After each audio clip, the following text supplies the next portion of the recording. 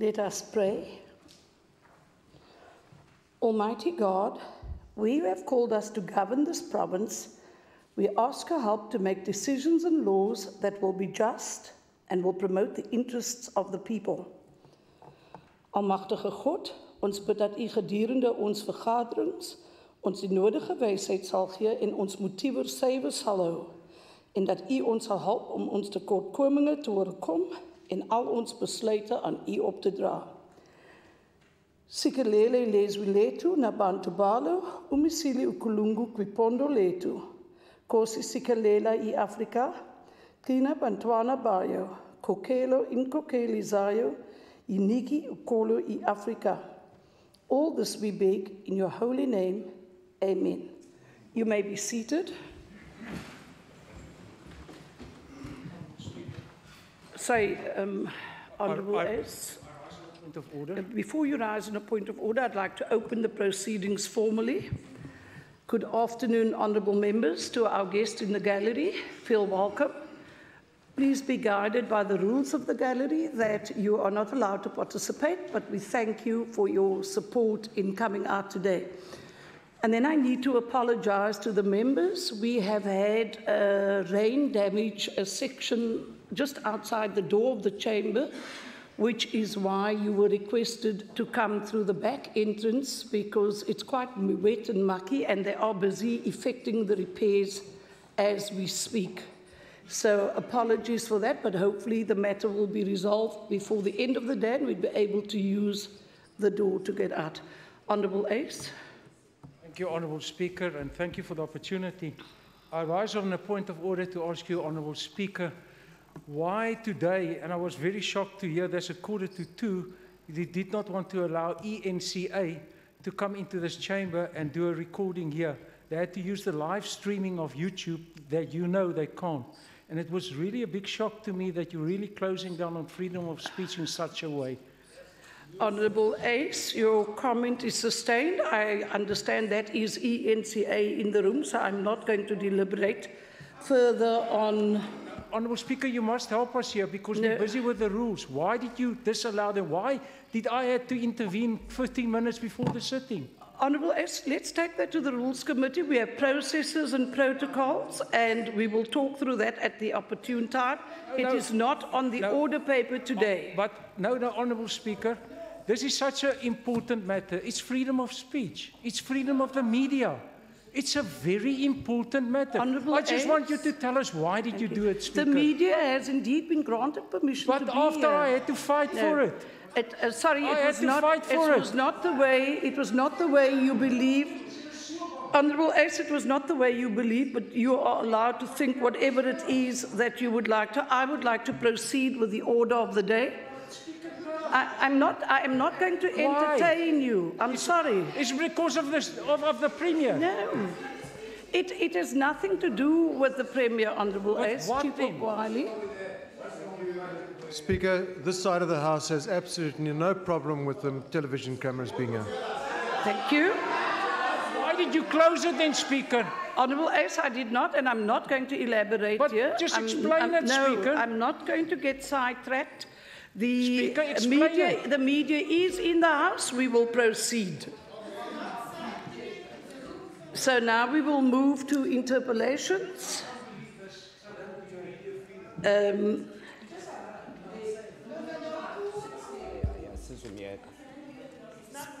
Speaker.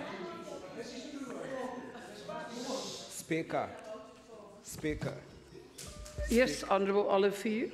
Speaker, I know you want to proceed. Can I address you? There has been a question raised. Are you now ruling that you are not going to respond? That's exactly what I said, so I'm not going to be entertaining any further discussion on the matter. Speaker. What is the reason? Sorry, people, I think we're at cross purposes here. The media is in the chamber. We will now proceed. If you wish to take this matter up, you address it through the Rules Committee and we'll deal with it then. I am not going to entertain it here today, Honourable Olivier. I have ruled. No, I accept. Thank you. Speaker, Speaker, I accept your ruling, but I think you interjected me while I was still speaking. Yeah, but you're telling me you want to talk about this very No, I matter, and don't I'm want saying to you... No, I did not want to talk about it. I just wanted to indicate to us on record that you are not giving us an answer as to why. That's No, all I want I'm not to going know. to elaborate Thank on you. the why. Thank you.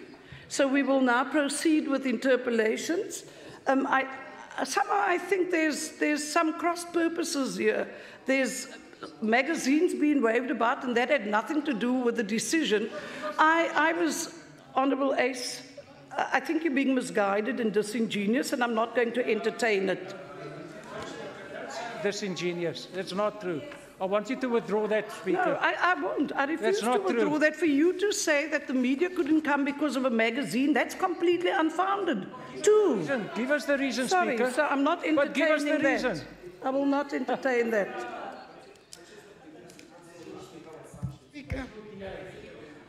Speaker, please allow me to address you. Speaker, you know you are the Speaker of this House. I am. Yes. And I don't like to be undermined. So please act as one. If our Chief will be standing up on a point of order, Take your seat, Chief I'm Whip. still busy Please talking. take your seat, Chief I'm Whip. still talking. If our Chief will be standing up on a point of order, he asks you to answer a question. No. Please, you will get your chance.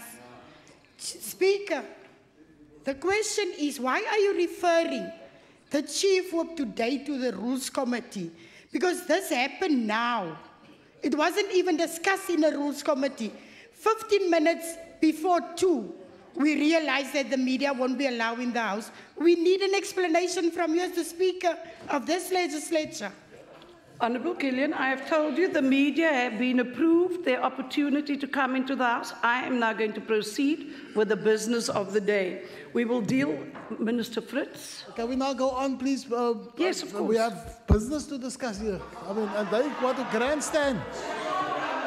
Go to 7 the line if you want grand. So we deal with interpellation number 1, and this is from the Honourable Dianki to the Honourable the Premier. I see the Premier.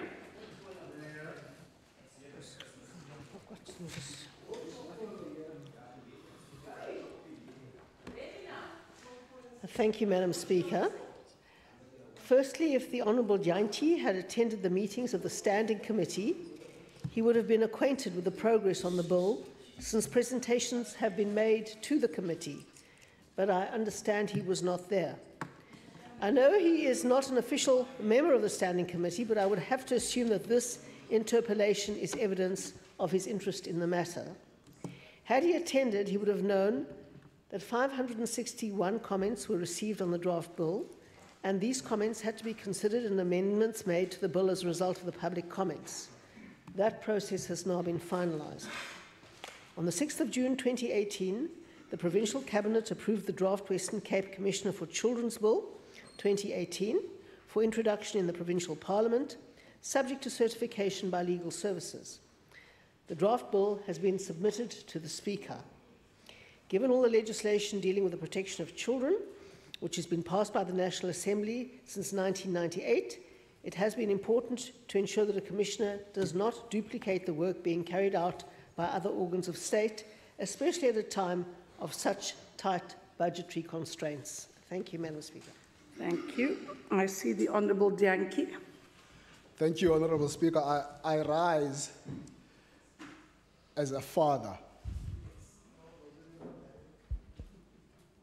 and I refuse to be told by you, Honourable Premier, that I'm not a member of the Standing Committee. I'm raising a critical issue here. Citizens of the Western Cape do not have to be members of a standing committee to raise issues about the Children's Commission. You cannot reduce this matter to whether I'm a member or not. I refuse to accept your explanation. Get to the chase, Honourable Premier. And here is the issue, Honourable Premier. 9 years in your role as a Premier, you will be remembered for breaking down what was good and existing in this province and for failing to establish a children's commissioner. That's your legacy that you go with. after taking office in 2009, this was your bold commitment. 9 years later, Honorable Premier Zille, we're still where we were in 2009. What you were busy doing, you were busy tweeting. Nothing about children. You were tweeting colonialism and all sorts of things. Honourable That's your legacy. Honourable Janki, kindly speak through the chair, please. Thank you. I'm speaking through the chair. Yeah.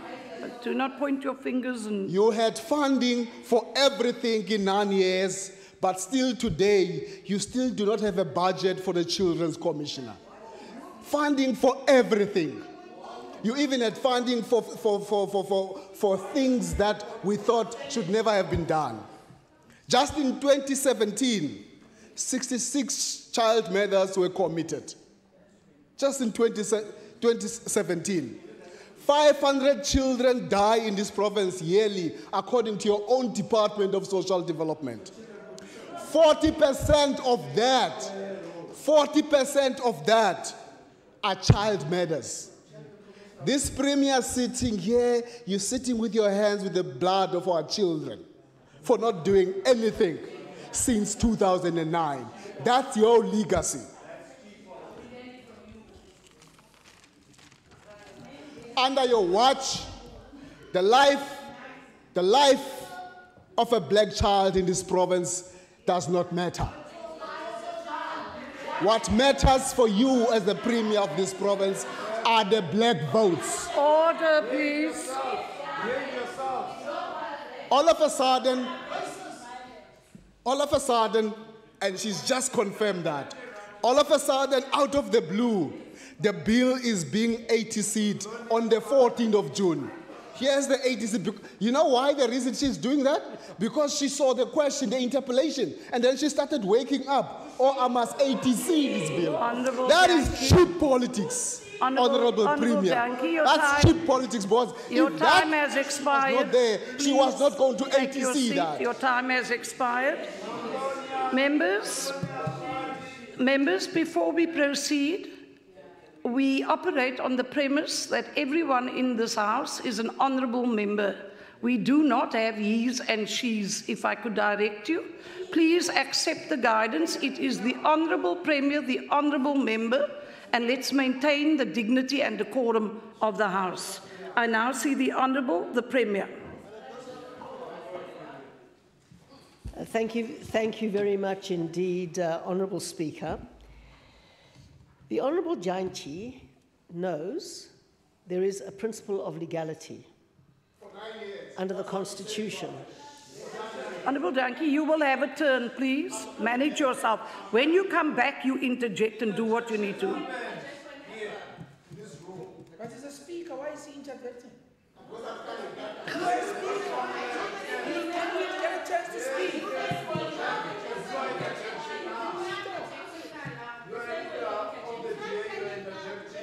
Premier, kindly take your seat, please. Yes, Chief Whip. Speaker, may I address you, please? Yes. Speaker, it's quite apparent that the ANC has led an orchestrated campaign for the cameras today.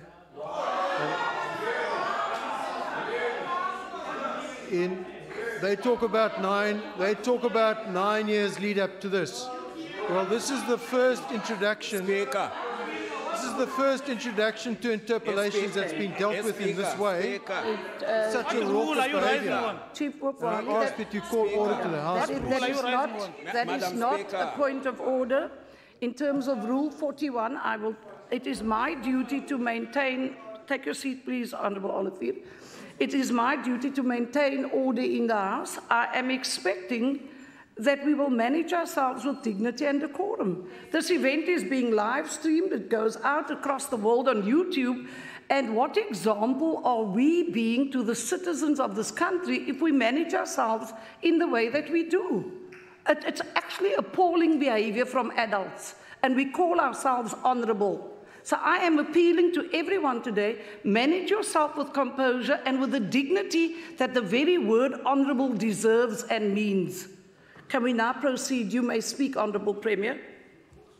Thank you very much, Madam Speaker. I was addressing the principle of legality, and constitutionally that means that various state institutions have very specific mandates that other institutions may not encroach upon.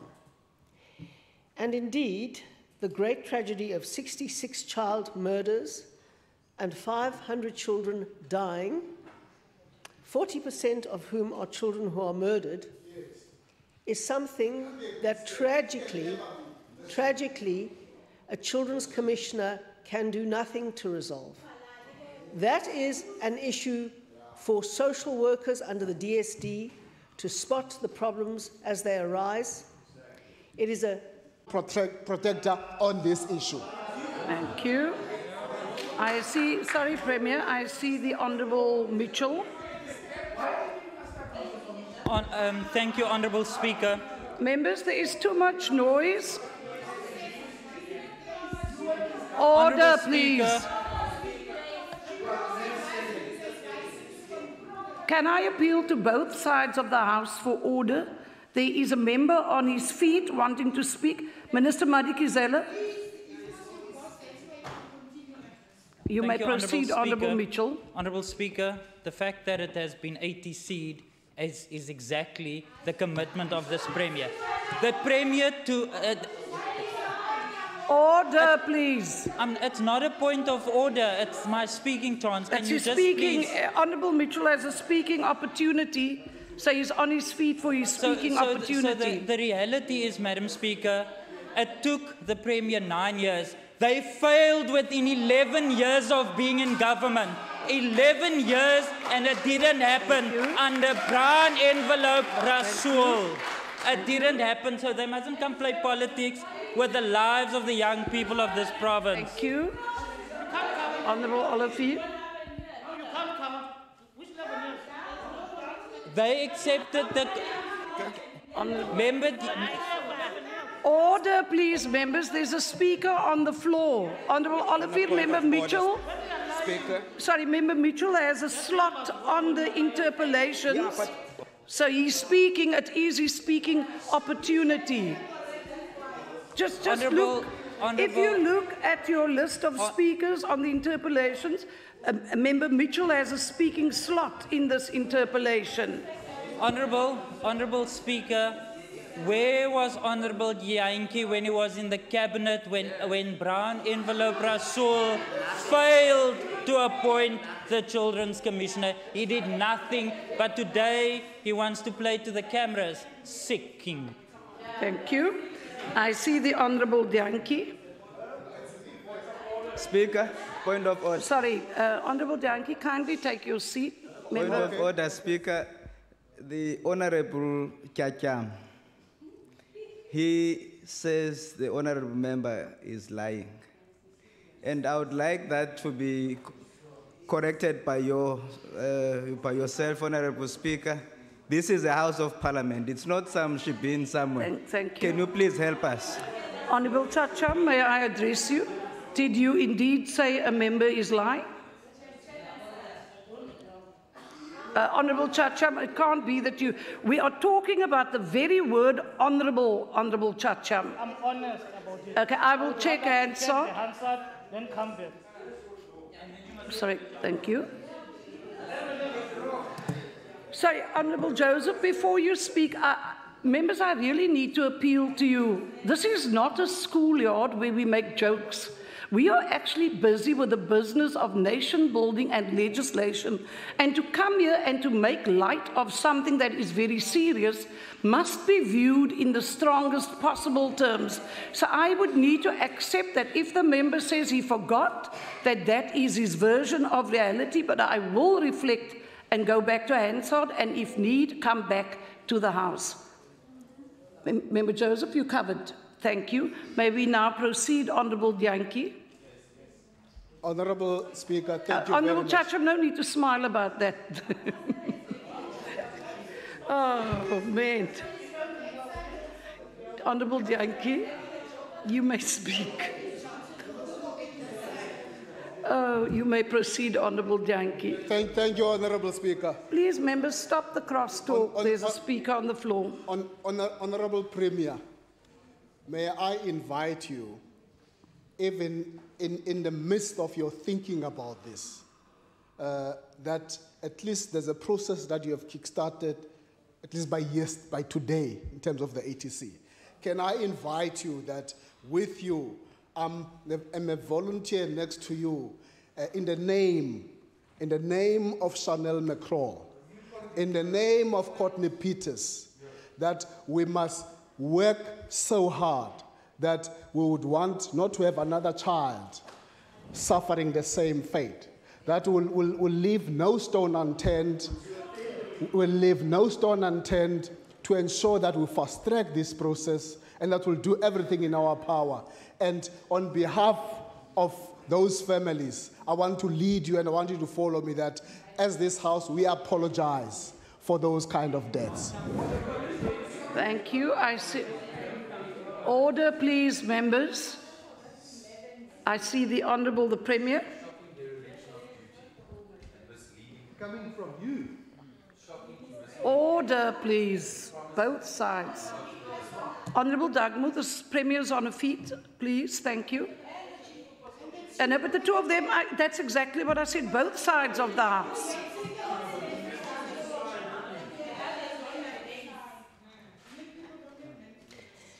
I hope that didn't take my time, Madam No, it Speaker. didn't, Thank you. Premier.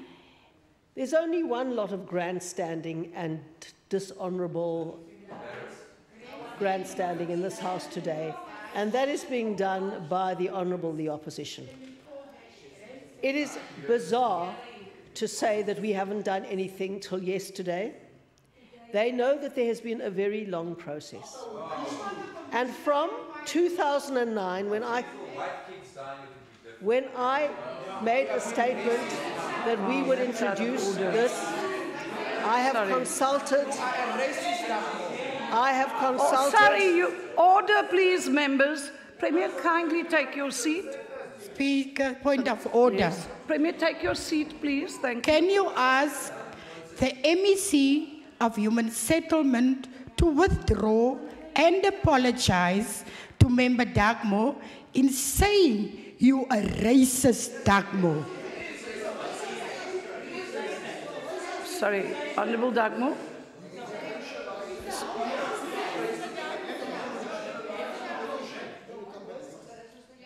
Sorry, did you want to speak, Honourable Dagmo? Okay. Member Madikizela, I did not hear it, but did you say the Honourable Dagmo is a racist? Yes, I did. Okay. Yes, I did. Madam, can I address you? No, no. Can I address you? Can I address you? Don't get excited. Please. Don't get excited. Sit down. Speaker, can I address you? Speaker. Honourable Gillian, no. I'm just allowing member to continue. Yeah. Member Dagmo said if those were white kids, you would have acted. That is a racist statement. Okay. And I said that is a racist statement. Okay, thank you. Minister Madikizela, it is unparliamentary to call anyone a racist. I did indeed hear the comment about the white children. I would need to look at it in terms of context and then come back to the House indeed. But you would be expected to apologize to the member for calling him a racist. Withdraw. I withdraw that he is a racist, but it is a racist statement. I'm going to stand by that. Minister Madikizela. The statement is a racist. Thank you. I am withdrawing that he is racist, but the statement is racist. Okay, thank you. No. But now hold on. Honourable Magaka, you can't address Honourable Madikizela. Member Gillian is on her feet on a point of order. Please take your seat. Thank you. Members, can we get some semblance of composure here?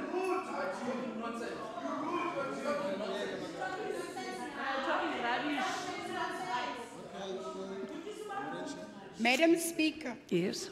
I expect better, especially from a member of the Executive Committee in this House.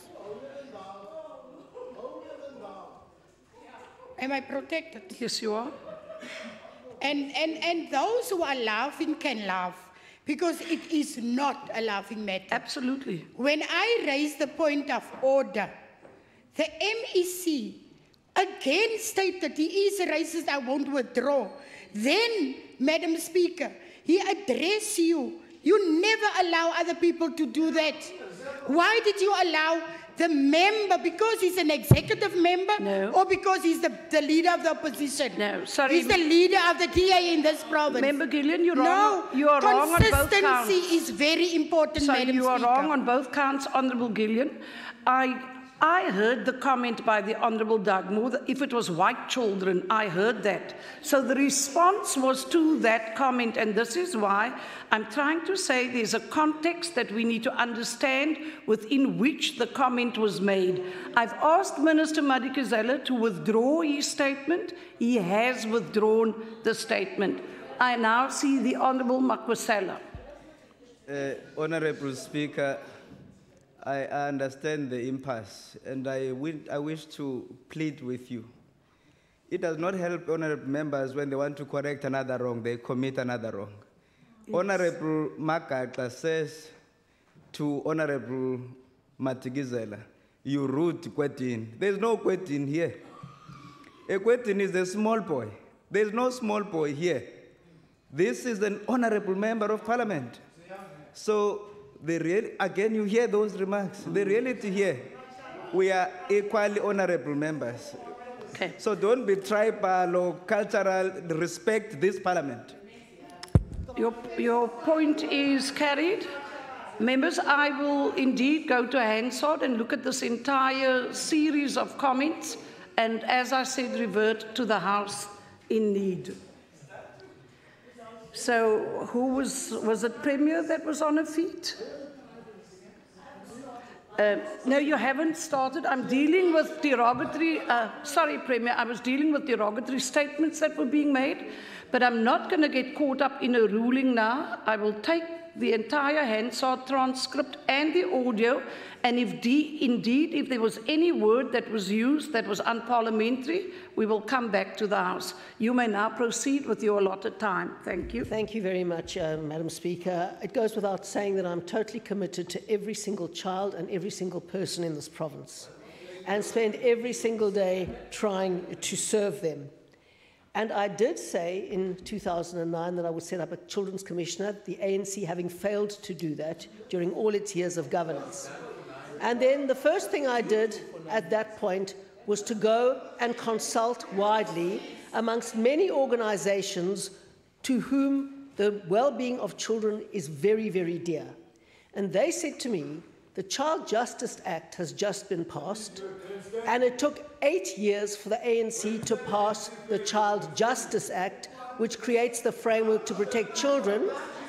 And they said that has changed the terrain entirely, and there won't be any additional thing that a child commissioner can add. So rather put the resources elsewhere, like neighbourhood watches and other places, to ensure that they can pick up children under threat and ensure that those things are fed back through the system. I listen to experts, and when I speak to experts and they explain to me how the terrain has changed, I adjust my thinking.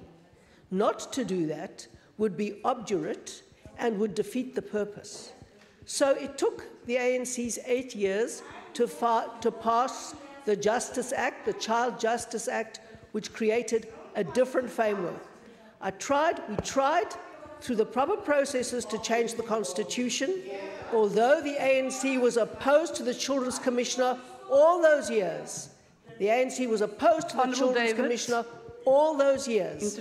Suddenly they refused to work with us to change the Constitution, and now we are doing what we need to do to bring in a Child Commissioner, and that has been tabled, and that has taken the wind out of the ANC sails, but it won't stop them grandstanding, because nothing will, Madam Speaker. Thank you.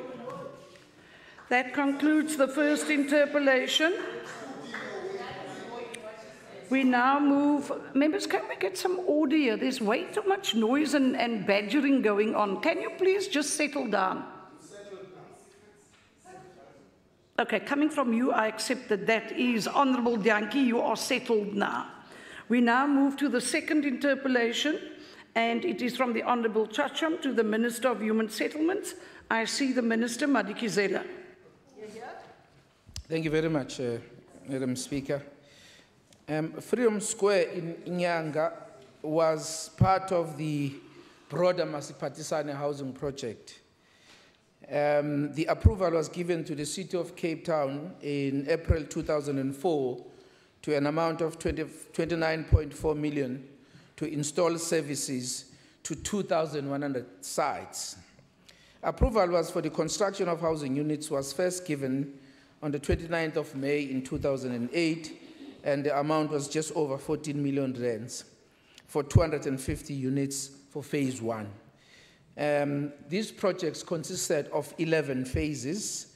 Phases 2 and 3 were approved in 2010 in November.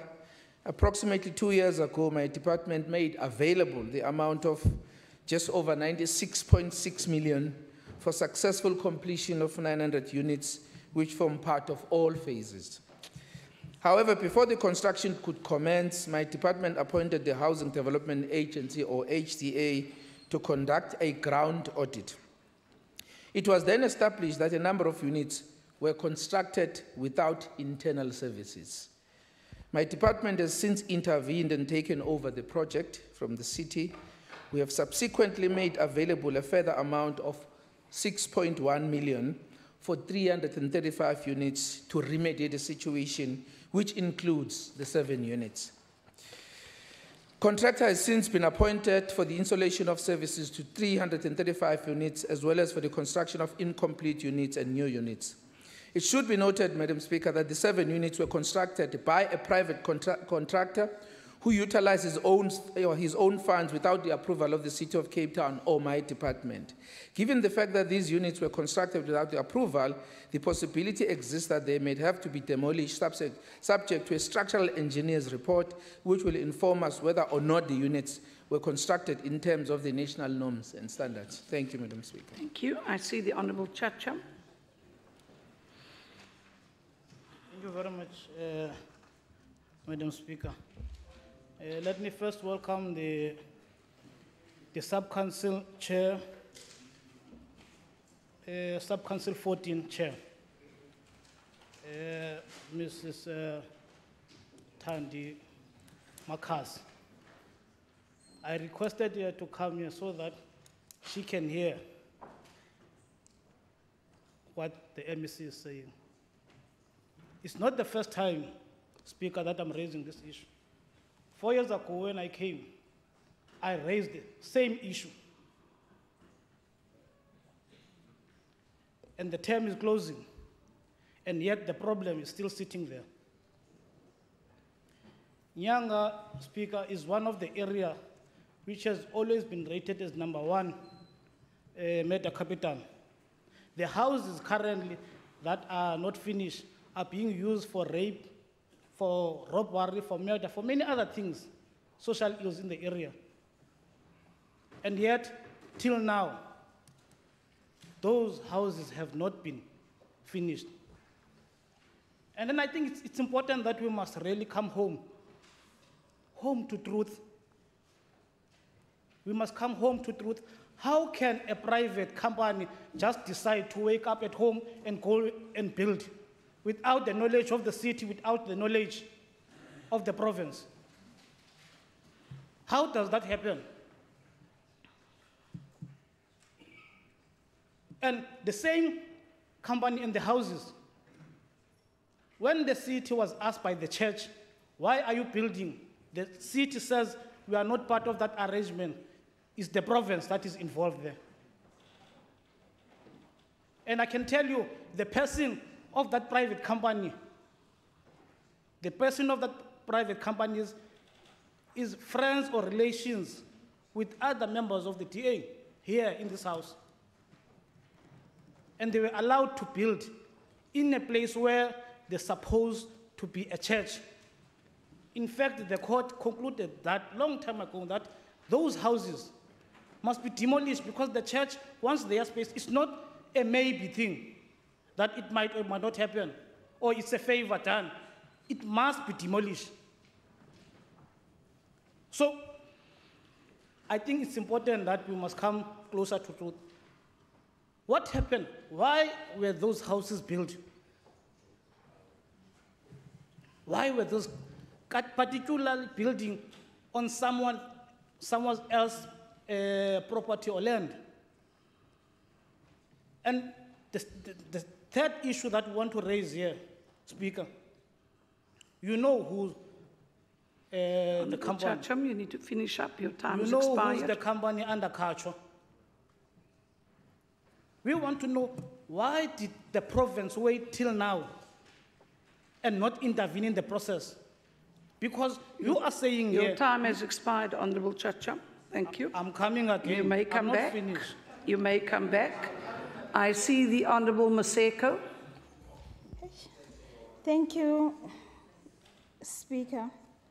Speaker, I am confident that all the strategic approaches and key interventions of the department will drastically increase the delivery of human settlements to our people in the Western Cape. The said houses that Member Chacham has put the interpellation on, I think Minister have explained about this process, and I think it's not the first time that he explains. What we need to understand is there are processes in place that has to take place. After the department have known about this, the processes to attend to those 7 houses was in place, and now there is a progress about them. But what I want to find out from the minister is, are there any projects in the pipeline in the same area of the Nyanga East, and what will be done different? What is it that you'll do differently with the department not to have the same scenario? I thank you. Thank you. Order, please. I see the Honourable Chacham. Thank you very much, Speaker. Let's come home to truth, MEC. Let's come home to truth, because the infrastructure that the MEC is talking about is not only for the 7 houses. He says it's about a number of houses, about 300 and something. Houses that do not have toilet, houses that do not have even electricity. And for the last 7 years, these houses have been there. Why were we not, you minister, moving and intervening? Why you did not intervene? I'm not talking only about the 7 houses that we are seeing. The issue here, Speaker, we have houses that also do not have water. And we are saying water is one of the basic needs of people. And under you, who's supposed to know those conditions of people of Freedom Square? We have neglected your role as an MEC. Speaker, let alone this one of the Freedom Square, there are a number of other projects that are unfinished there in Nyanga. We are talking of Mbeta Square, we are talking of Mkondo. All those houses that were supposed, Black City, all the squares, in fact, in Nyanga, they are not finished. And you promised when we came here, when we raised this issue, that we are moving very fast, we are dealing with the situation again, unfortunately. And I'm saying for, I think, so I think, I think. Order, please. Sorry, but order, please. There is a member on the floor. Honourable, order, please, members. Honourable Chacham, kindly take your seat, please. Honourable Chacham, kindly take your seat, please. Chief Whip. Speaker, I'd like your ruling on this matter. For the umpteenth time now, at a crucial stage, Member Doug Moore inserts a racial epithet. He says it's because it's black people. Now, he's a white man, and he constantly refers to black people in a denigrating fashion. I would like a ruling from the chair as to whether this is in fact racist. Thank you. Honourable Dugmore. Much. I would like to address you on this matter.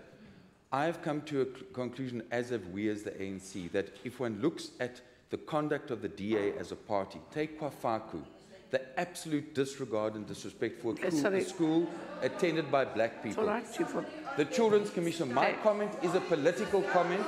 My comment is a political comment that I regard... Take your seat, please, Madam Speaker, I regard the DA as disregarding black people. Number two, I regard the DA that responds more to the concerns of the white community. Yes, that's a political statement. Thank you. Honourable Dugmore. Yes, Chief. With all due respect, I've asked for a ruling from a chair. If it goes to a conduct committee, he can explain himself to a conduct committee or ethics committee. Honourable Wiley, earlier on, Minister Madikizela raised, and he addressed me, and in fairness and being consistent, I afforded Honourable Dugmore. However, I must caution against the use of racial vitriol. We are here to build a nation, not to break down. And please understand it in the context of the rules of Parliament. You can say things... Freedom of speech is one thing, but casting aspersions is another. And unless it's been proven, it's going to be very difficult. So the whole tone of the conversation around a white child and a black man, let's just revisit what it is we're busy with here, members. What example are we to the rest of the country out there if we carry on and use this kind of language in a place where we're supposed to be setting the example? We are no example to anyone out there if we carry on in this manner. Now, I'm asking both sides of the House, Minister Madikizela, I'm appealing to you especially. Honourable Magaka, I'm appealing to you too. As leaders, I expect you to lead by example, and let's set the tone for the rest of the debate. Thank you, Honourable Magaka. I will revisit all of this, and I will come back to the House. Honourable Chacham, your time is nearly up, so you may finish up, please. No, you've had your last session was 2 minutes. You still have time? Carry on. The way to speak to honourable members, please. MEC, when you visited the area in 2017, when we were busy with by-election, you promised the candidate of the DA that if you win, these houses will all be finished in no time. That's what you said. And it's a verbatim report from him, from the rapper that decided to make a candidate. So, if you went to the rapper and raised that, what is your commitment are you putting? When are those houses are going to be demolished so that we can have a church there? We want a church in the area. Honourable Chacham, your time is now expired. Thank you. I see the Honourable Maseko. Thank you, Speaker. Speaker, the DA in the Western Cape had to pay over 43 million to repair poor workmanship of RDP houses haphazardly built by the ANC during their term in the office. The National Ministry of Human Settlements spent more than 2 billion to repair RDP houses that has been poorly built by the contractors in ANC-run provinces.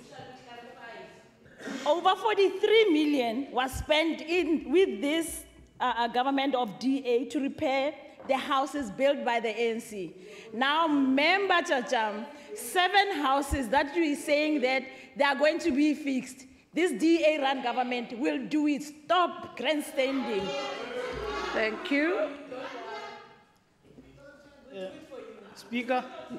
Sorry, Honourable Chacham, if you could just ask your members to give you some airtime. Speaker, it's very clear that the honourable member does not know what she is talking about. She does not know. And I can tell her now, she must, at least, if you are talking about 7 houses, that's your problem. That's your problem. We're not talking about 7 houses. Order, please.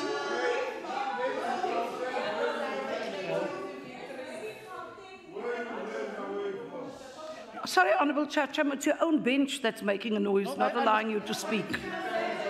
I understand, Speaker, I understand Maseko, her life has changed dramatically. Not Maseko, the Honourable Maseko. Honourable Maseko, her life changed dramatically. That's why now he does not know informal settlements. And I think it's important that here, Speaker, we need to be consistent in terms of how we address issues. The people of Nyanga are the same as people of other areas where they deserve better facilities. I'm saying here, Nyanga has been rated as the murder capital. Until to date, the infrastructure has not been sorted out in Nyanga. You know? So the point is that beside the 7 houses, there are many houses where people at night must go and use outside facilities, toilets, and many other things. And what we are saying, if the money was put aside for the company, private company to build there, who gave the company the money? Who gave the money? Which part of the provincial department gave the money? Because the city of Cape Town is saying they did not give the money. It's the province. And that has been there also in the church case, the court case, that the city... Your time has expired, sorry. The church does not have any to, the city does not have the to, it's the province. Who gave the money from the province? Thank you, Honourable Chacha. I now see the Honourable the Minister, Madikizela. Madam Speaker, I'm not sure whether the member was listening when I gave the history of this project. But I will give you this in case you didn't listen to what I said. Perhaps let me start by making this very, very clear, the roles and responsibilities of different spheres. My department, by and large, does not build houses. Our responsibility is different from Order, please. Our responsibility is different from the local authority. What happened in the city of Cape Town, what happened in that particular project, Madam Speaker, I think I accounted for it in the standing committee in this House, because it is indeed unacceptable that services were not installed on time. And it's not my responsibility to install services. But I also need to make this point very clear. And we must not come here and mislead Parliament and try to grandstand. Speak to me, please. It is not true. It is not true, Madam Speaker, that I said to the candidate that if he wins, I will finish those houses. By implication, it means I should not be fixing those houses because the candidate didn't win. I was really appalled to see the situation. Order. But I just explained that we are busy fixing that mess. That's what I just said now. Now we already took over that project. We've already made funding available. If people are not listening when I was reading this, then already we are fixing that problem. What I just said now is that the 7 houses will likely to be demolished because they were built without the approval from the city nor the province. So many things with regard to the challenges that were there, that is what we are busy fixing now as the department. We've put the money aside. So that is what I've explained from the word go. But let us not mislead this House by claiming that I said things that I didn't say. Thank you. That concludes Honourable Liquor.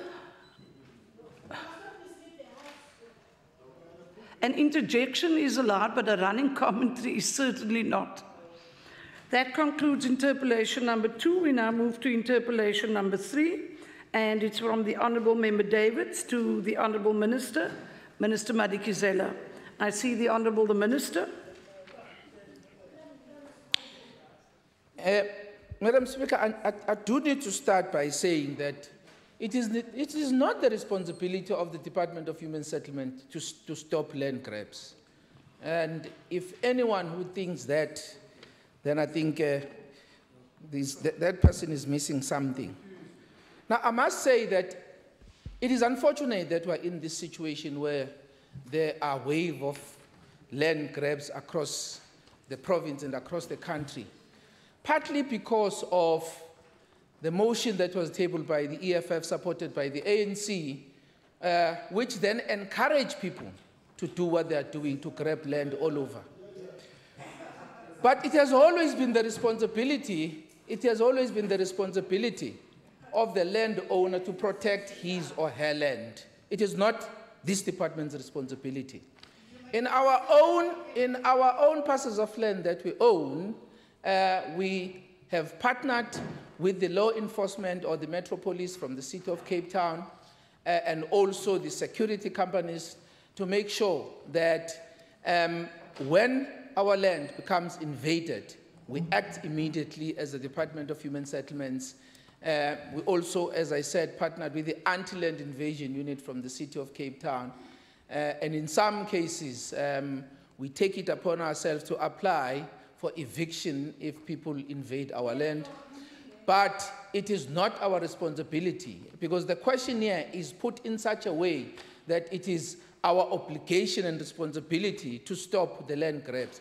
It is the responsibility of all of us, especially those who have encouraged it to happen. Because the reality here, Madam Speaker, is that there is a political motive driven by the ANC and the EFF to invade land in a number of areas in this province. And it is the responsibility of the leadership of the ANC and the EFF to make sure that they stop that. So they must not now come here and pass the buck for the problem that they have caused in the first place. Thank you. Order, please. There's too much noise on the floor, members. I see the Honourable Davids. Thank you, Speaker. Speaker, I just want to say to the MEC that part of governance, you love the law most and the rule of law. Part of governance is to respond where you are, response to the community where you are governing. And you are governing Honourable Davids, please address the chair. Okay. Sorry. And you are governing in the Western Cape. Thank you. Despite of service delivery protest, Speaker, and land grabs in the province are getting out of hand. Because people are genuinely fed up with substandard services and being ignored by the provincial government. The housing backlog is even increasing. The backyarders and their struggles are the least of the priorities of this provincial government.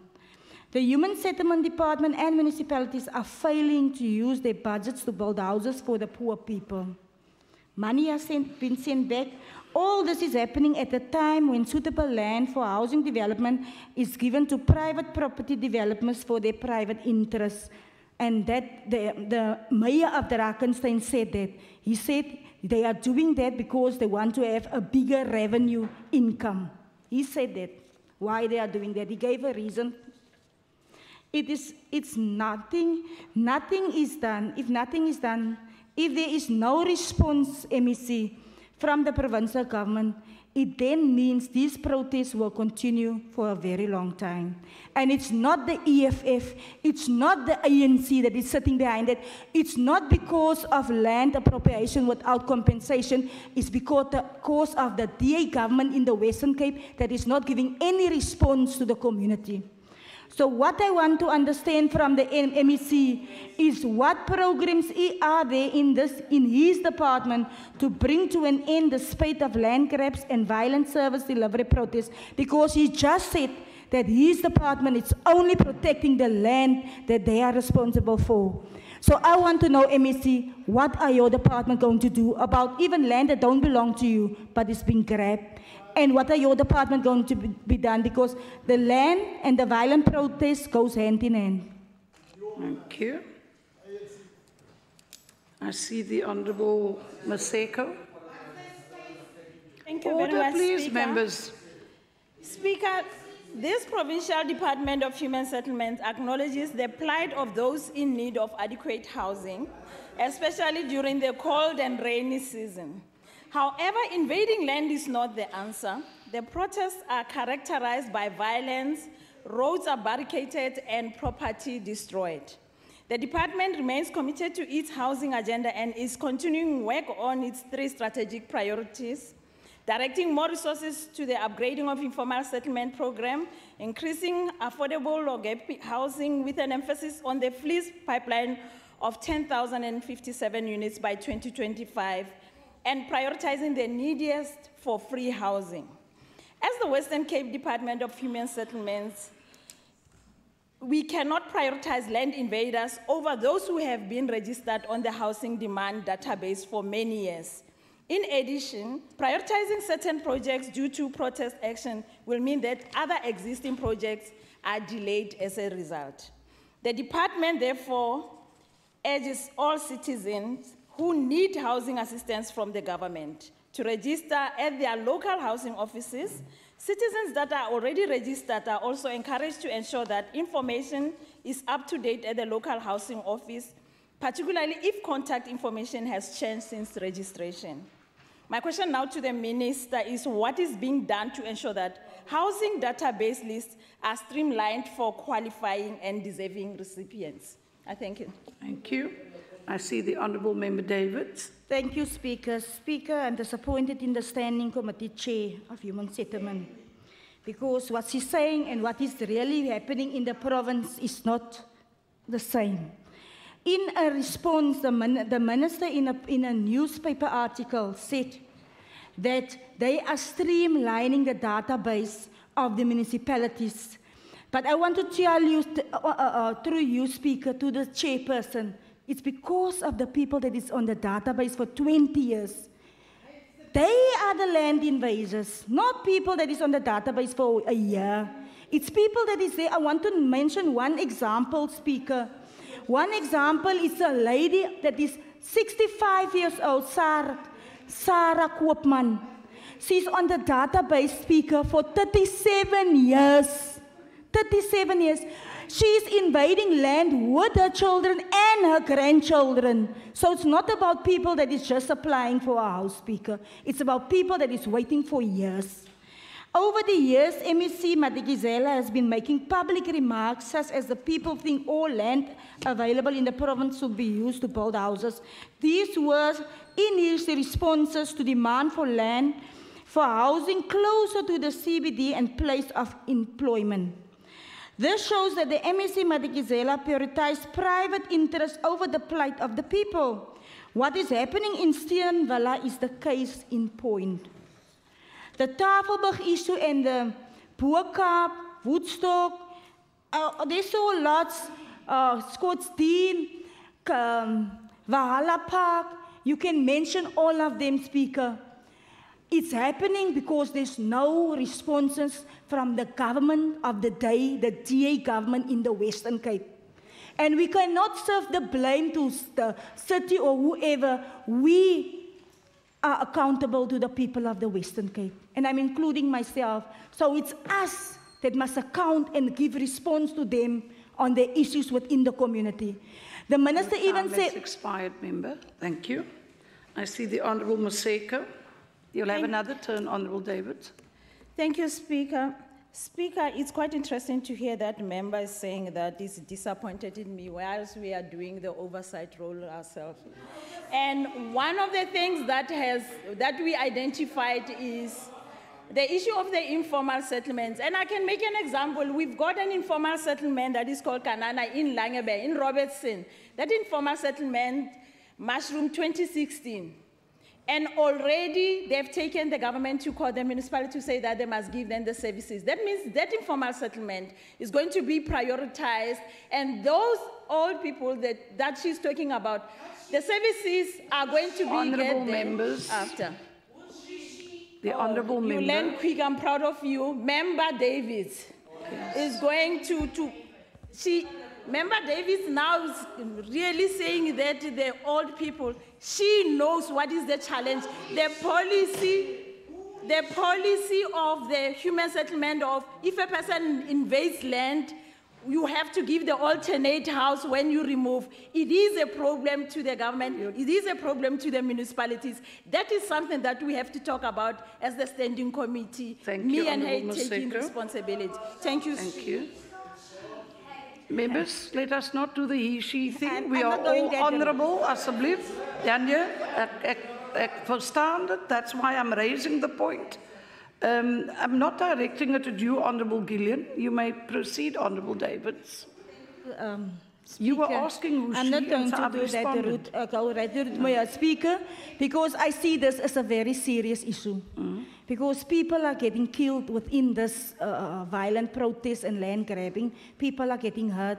Bullets are flying all around. So this is not a thing of he and she. This is a thing of what is happening, the reality.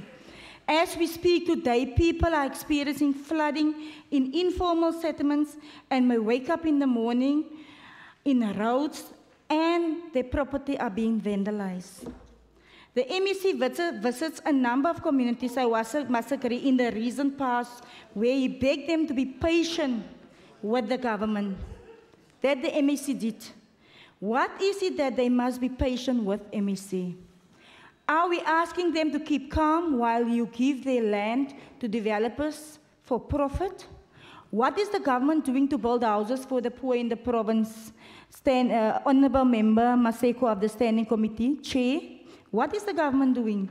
You just said you built how many houses? You didn't build one house, because as the province, we do not building houses, the municipalities are doing that for us. Which pockets of land closer to place of employment in the province are earmarked for housing delivery, MEC? In the townships, what is the plan to protect pockets of land that is earmarked for development? Because we must now move, MEC. We must move as this department of this province to give an answer to the communities. I thank you. Thank you. I see the Honourable the Minister. Thank you very much, Madam Speaker. Madam Speaker, I think I must correct something here, because we can be accused of anything or everything, but we can't be accused of being non-responsive. Isikalo in Mitchell's Plain, I was there. In Zwelihle, I was there. You can talk about any area where there was a protest action, I was there. So you can't accuse me of being non-responsive. The second issue that I want to deal with here is that it is not true that it's old people on the waiting list who are invading land. There are instances. No. I'm basing this from facts, not fiction. There are instances, of course, where people who've been waiting longer are invading land, but by and large, the majority of people who are invading land are younger people who are not even on the waiting list. Now, it is true. They must register to be on the waiting list. Now, let me agree with Member Davids here. Order, please. Because for the last 2 days, that was Tuesday and yesterday, I had a meeting with all the municipalities, and the issue that Member Davids is raising is a very concerning issue, because she is correct that there is no alignment in some instances at municipal level between the housing demand database and the prioritization of beneficiaries who get houses. And we must get that right, and that's the reason why I had this meeting with the municipalities, because it is true that there are many people still on the housing demand database who are yet to receive a house, when many younger people have received houses. And it's something that we are dealing with, and because Member Davids is quite correct. So, but again, I will go back to the roles and responsibilities, and that is why from time to time I will have to intervene on the roles and responsibilities of municipalities, because we do not allocate houses, we do not plan for houses. Planning and allocation happen at that level. Our role is different, but I'm intervening because of these concerns that are coming from people who've been waiting for long. Thank you.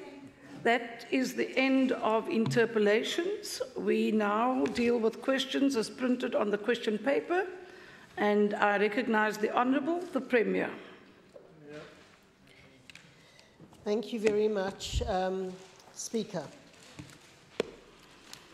The question is based on a personal opinion of the member, and it is therefore my personal opinion that it reflects the deliberate strategy of the ANC to stoke racial tension in this province. Number one, I refer the honourable member to my reply to question 1 on the 31st of May 2018. It contains a comprehensive reply, which I am not going to repeat here. Number 2, Madam Speaker, I do not recall any occasion that my Cabinet has met with the South African Institute of Race Relations in recent months. However, the Chief Executive Officer of the SAIRR did approach me in my capacity for a meeting earlier this year as he wanted to talk about liberalism and the future of the Institute of Race Relations. It should be borne in mind that the party of which I am a member and all its predecessor parties have a very long working relationship with the Institute, going back to the apartheid era, where the Institute cooperated with the Progressive Party, the Progressive Reform Party, the Progressive Federal Party, and the Democratic Party members of Parliament to submit questions to National Party government ministers to gather statistical information which was used in their very well-known annual survey of race relations, and number 3 falls away. Thank you. I see the Honourable Magaka. Thank you, Madam Premier, for responding to my question. I just want to ask this follow-up question. I think you will be aware that in your doorstep, in the southern suburb where you reside or you almost stay for a bigger part of your life, in that area, in your own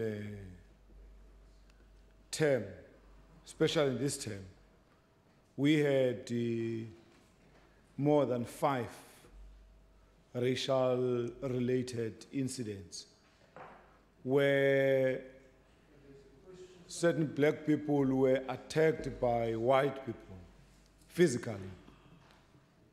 And my question is that did you do something about that?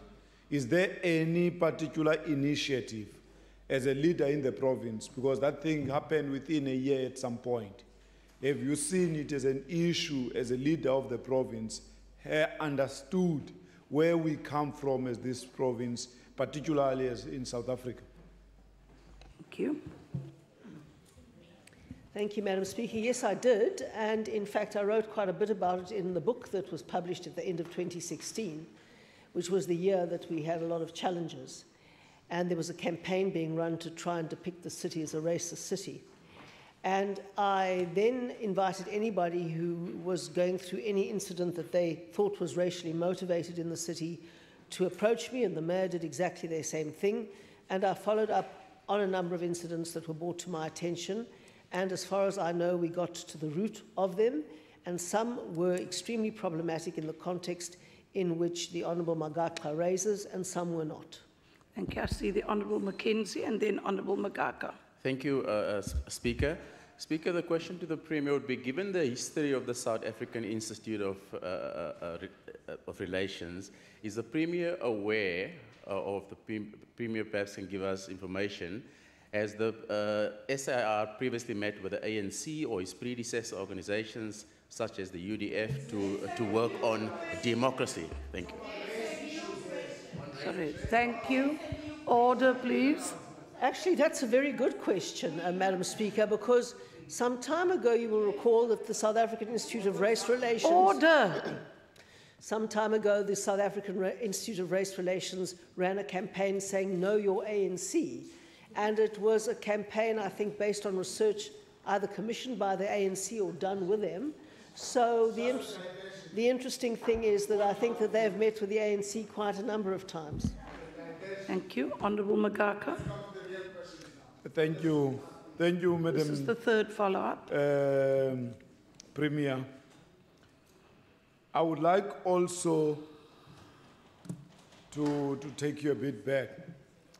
In the light of that incident of 2016 and your colonialist tweet in 2017, would you not perhaps acknowledge that your tweet has also contributed in putting paraffin on that fire? I mean the colonialism tweet. That is not really bad. Thank you. The ANC's deliberate misinterpretation and their whole campaign with bots and trolls has been aimed at dividing people in South Africa. And that is where the damage has been done. Thank you. Chief. Thank you, Speaker. The Premier's efforts to bring about racial reconciliation are legend in this province. Can the Premier recollect any efforts by the ANC in this province to bring about racial reconciliation? Sorry, that was the fourth question. Sorry, Honourable Magaka. Thank you very much, Madam Speaker. The bottom line is that the only thing the ANC has left in its armoury is to sow racial division. That's all it does from morning till night. Order, please. Order. Honourable That is Jantjie. all the ANC does. Order. From morning till night. They try to mobilize race groups against each other because they've done some simple arithmetic. They know that if they turn white people into the enemy and the problem in South Africa, then they will win elections.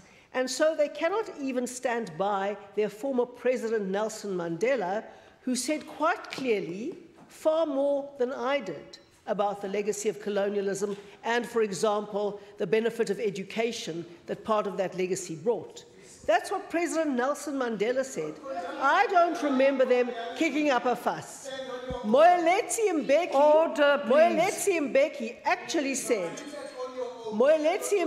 actually said something that I would never say, which is that Africa was better off under colonialism. I would never say things like that.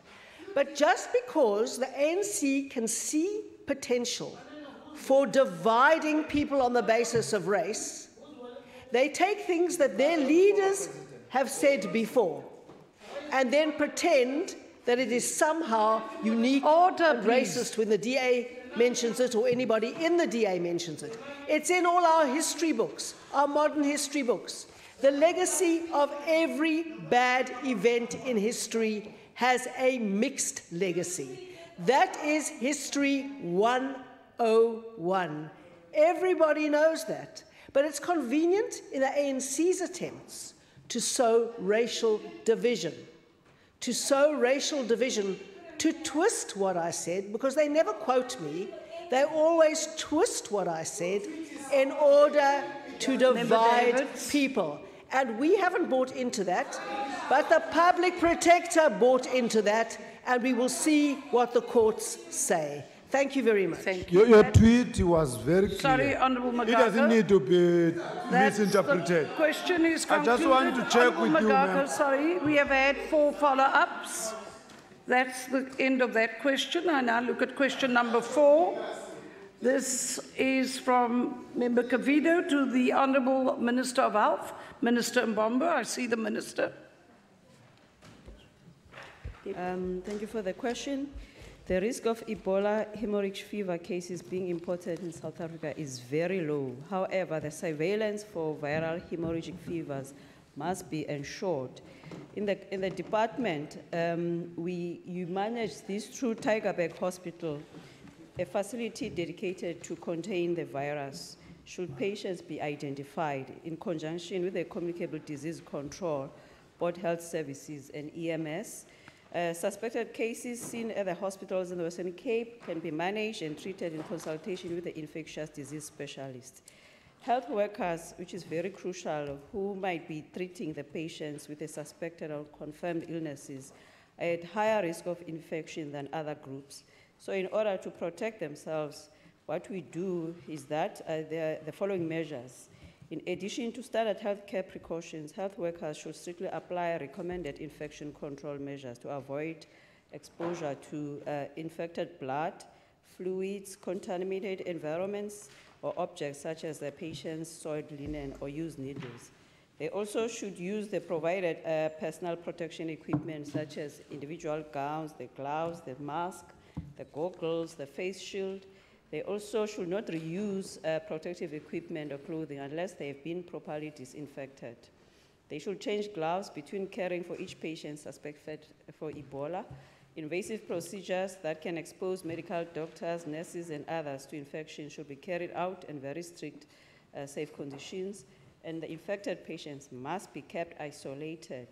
But again, I want to emphasize that in South Africa, the last Ebola that was diagnosed was, I think, 1976 of 2 health professionals. One was a doctor who was coming from Gabon, was treating a patient. He survived, and then the nurse died.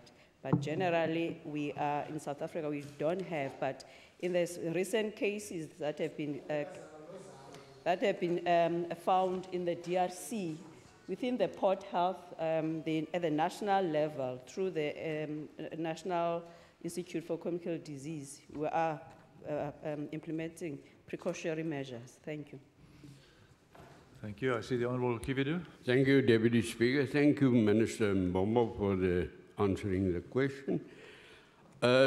Given Ebola to be such a highly contagious disease and also lethal and deadly, what is the possibility of compulsory immunization in the Western Cape or in South Africa in general? Because it is a virus, you wouldn't be able to have any immunization for such. And also because the last one in South Africa was in 1976. But also noting that it's because the DRC, because of the climate and so forth, and the forest and so forth. But here in South Africa, the chances of the Ebola coming from South Africa, I mean, for the person who could be infected from within is very slim, unless you are getting from the already infected person who's coming from those areas in the parts of the West Africa. Honourable Kividu. Thank you, Honourable Speaker. Thank you again, Minister Mbombo. According to the report back of the World Health Organization regarding statistics and also the prevalence of Ebola in the DRC Congo, what is the present status quo regarding the disease? Is it under control or is it still prevalent? Minister? So I was going to ask, you mean in DRC or in South Africa? Because in South Africa we don't In the have, DRC, in the DRC.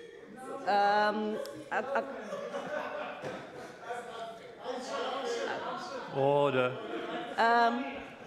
According to the WHO recent report, they did indicate that they've contained it. So far, it's 2 of the cases that have picked up. I think from them, I think about 27 deaths so far from that, but I think still contained. Thank you. We then move on to the next question, which is question 2 under new questions. Honourable Mackenzie to Minister Plato. Minister Plato, question 2. Thank you, Honourable Deputy Speaker, and also thank you to the member for the question.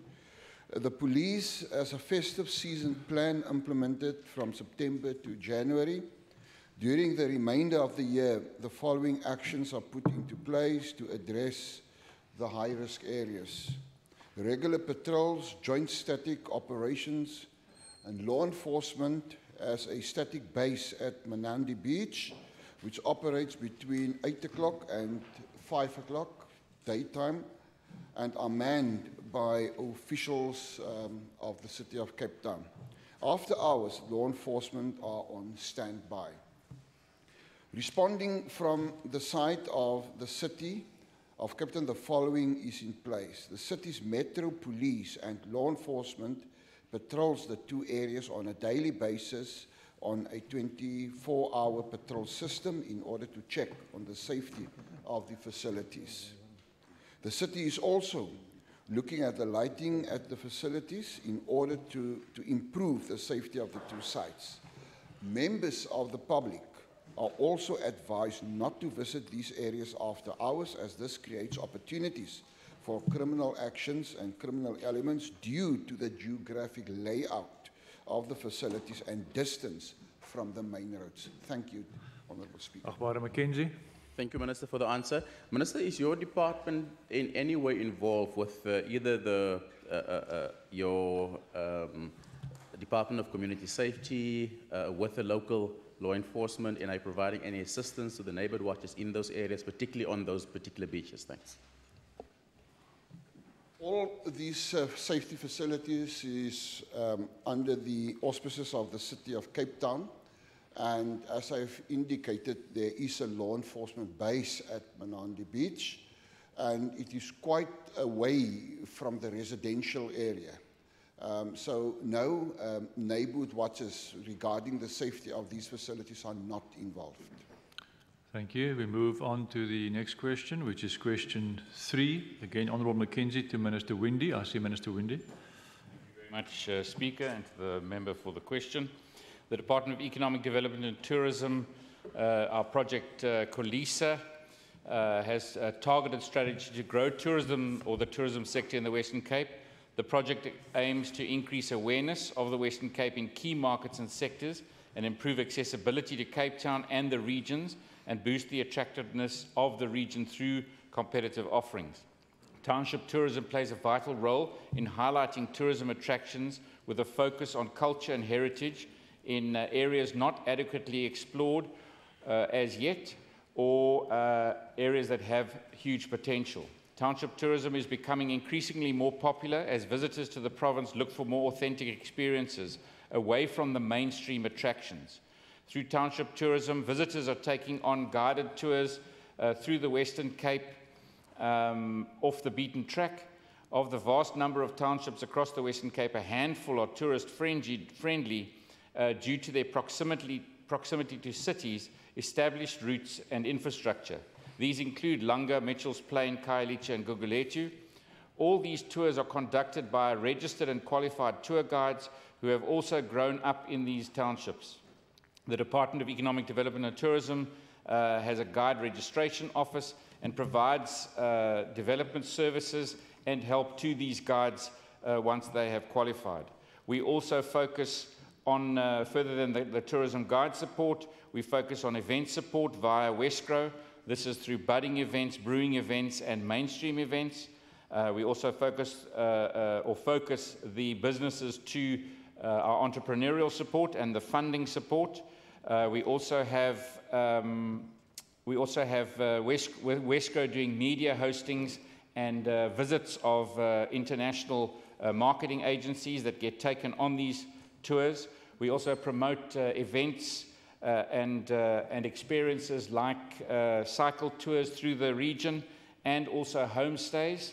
I have personally also been on a number of these routes and been with a number of these guides, and it really is exciting to see the different cultures and how they are able to be sold to our tourists. Honourable McKenzie first, and I'll come back to Honourable Janchi. Thank you, Minister, and thank you for the feedback. It's really great to see what the department is doing, but how are these events and the different programs that your department has, how is it advertised to the Auntie Diana's and Mrs. Kumalos in Mitchell's Plain, and where do they get to register for these services? So first of all, obviously we work also with the local... Order. We work with the local tourism authorities. The marketing happens through brochures and through electronic media. As I said in my reply, we also have hosted visits and hosted tours where we bring international buyers of product into the region. They get taken to these spaces. So that's how they get marketed through those local tourism offices. And of course, even in the city specifically, they now have mobile marketing operations which actually go to high footfall areas so that you actually take the marketing material to the market. And then perhaps lastly to that question, I think one of the biggest drivers now to experiences is the new partnership that was developed around the Airbnb using the region as a test site for their global experiences product offering, and that which would take people surfing, which would take people bike riding, which would take people into culinary experiences, and that is really giving you market access to a massive global market. Honourable Janchi. Thank you, Honourable Deputy Speaker. With due respect, MEC, the question is whether your department will have any plans to promote development township tourism in places such as Mitchell's Plain and Khayelitsha. Very specific. Now here is the question, because you've been into the regions and township except Khayelitsha and Mitchell's Plain. Here is the question, Deputy Speaker. Because here you have routes like Swartklip and Spine Road that connect these. Specifically, can you tell us what have you invested in Mitchell's Plain and Khayelitsha in the form of these marketing initiatives, in the form of what you have funded in those areas? This is the very specific question. Thank you very much for the very specific question. If you listen to the very specific answer in which I gave you, I said these include, and that said Mitchell's Plain and Khayelitsha. So you obviously did not listen to a single word that I said, number one. Number two, the rest of the answer was all about exactly what we do about investing into those experiences, into those businesses that are in the region, in making them viable, in taking them to market. Obviously, the honourable member did not listen to the answer. Order. Order. Honourable Olivier. Deputy Speaker, MEC, given that these are high-risk areas and that you're investing in those areas, is there any safety mechanism or plans in place to ensure that what we are investing in, that the small businesses can thrive and create jobs and so on and so on? But we all know that on a daily basis, there is no safety in these areas. How do you link the two in terms of safety and so on? Thank you very much for the question. It is an issue, and it is something that people ask about often. Yesterday I wasn't in Mitchell's Plain, but I was in Philippi along with my colleague Dan Plato, specifically around businesses asking us for this question. In actual fact, I've been to visit Waza Philippi, which is the business organization, twice in the last 14 days. Because to raise specific order on member. To raise specifically that issue around safety. But when you ask about it, when we were with Airbnb in Khayelitsha, not where Richard lives. He doesn't live anywhere near Khayelitsha. It is something that is a question around safety, a question that international visitors ask a lot. But if you look at the number of visitors that actually go to these restaurants and to these B&Bs, Airbnbs, and I must admit there are certain markets that are easier to sell and other ones that are more difficult, but still the numbers are there. So it is not really an issue that's deterring right at the moment, except perhaps with some of the unrest that we're picking up at the moment, but I haven't picked up any specific tourism-related issues that are linked to that. Honourable Janchi, I'll give the prep. He may be order. Order, Honourable Janchi. He used the questioner, and the questioner normally gets 2 if it's possible. So I'm getting him his second bite at the cherry. Thank you, Deputy Speaker. Given the question by the Honourable Orofir about safety and security, in particular in Mitchell's Plain and Khayelitsha, and given the department's mandate, would the Minister perhaps give clarity where does policing fit into providing safety and security in those areas? So that is also a very interesting question, because I was actually saying to my colleague Donald Grant a bit earlier that it's interesting in economic development, the Department of Economic Development, what percentage of our time, manpower, and even budget now is now going away from the core business of economic development and tourism to safety and security. So if you remember last year, we were very involved in the ATM fraud issues, which was happening in the city. The second is now the project, the safety project that I was talking about earlier in Philippi specifically. you know, obviously we are spending more and more time there. And then, of course, we have a program within the department called Tourism Safety, and how that is really being now expanded upon, using technology, using collaboration, working together with different departments. So we're finding that security is something that people are questioning, and safety around tourism and the support there. You know that if you were in the standing committee, they questioned us on this the other day, and we've got a small unit, and we're having to expand that unit now because their reach is being asked for, and their services are being asked for more often, and we're putting more money and more time into it. So yes, security is an issue, but at the same time, I think when working with Minister Plato and his department, looking at the community watch systems and how we link those two in those partnerships are also critical in making sure that the businesses in Mitchell's Plain and Khayelitsha, amongst many others, are sustainable and viable. Thank you. We move to question number 4. Honourable Eis to Minister Brodel. Minister Brodel.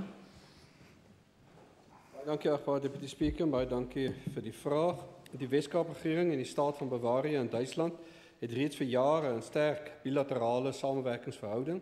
Die verhouding het ontstaan by die ondertekening van die ooreenkoms tussen die twee streke in 1995 en het oor die jare heen van krag tot krag gegaan. As deel van die ooreenkoms is ek genooi om die hooftoespraak te lewer by die wegbreeksessie van die IFAT, die wêreld se grootste handelskou oor water, riolering, afval en rou materiaalbestuur. By die handelskou is daar verskeie uitstallers wat strategieë en innoverende oplossings aangebied het met betrekking tot water, riolering, afval en rou materiaalbestuur. Tydens die spesiale geleentheid oor Suid-Afrika op 16 Mei 2018 het ek die Wes-Kaapse regering se strategie heens die aanspreek van die klimaatsveranderings aangebied en in besonder waterbesparing en bestuur, aangesien die provinsie tans in 'n verlammende droogte beleef. Die sessie was gemik daarop om 'n geleentheid te bied om idees oor toepassing en markverwante ontwikkelings in die omgewing en in Suid-Afrika uit te ruil. Daarmee saam het die Departement van Omgewingsake en Ontwikkelingsbeplanning se Direktoraat Lugkwaliteitbestuur wat aktief besig is met die lugkwaliteitbestuursprogram gekoppel aan die klimaatsverandering betrokke geraak by die gesamentlike projek met die Bewaringsstaat Ministerie van die Omgewing en die Verbruikersbeskerming oor die provinsie se omskakeling tot klimaatsvriendelike lugverkoeling en bevriesingspraktyke.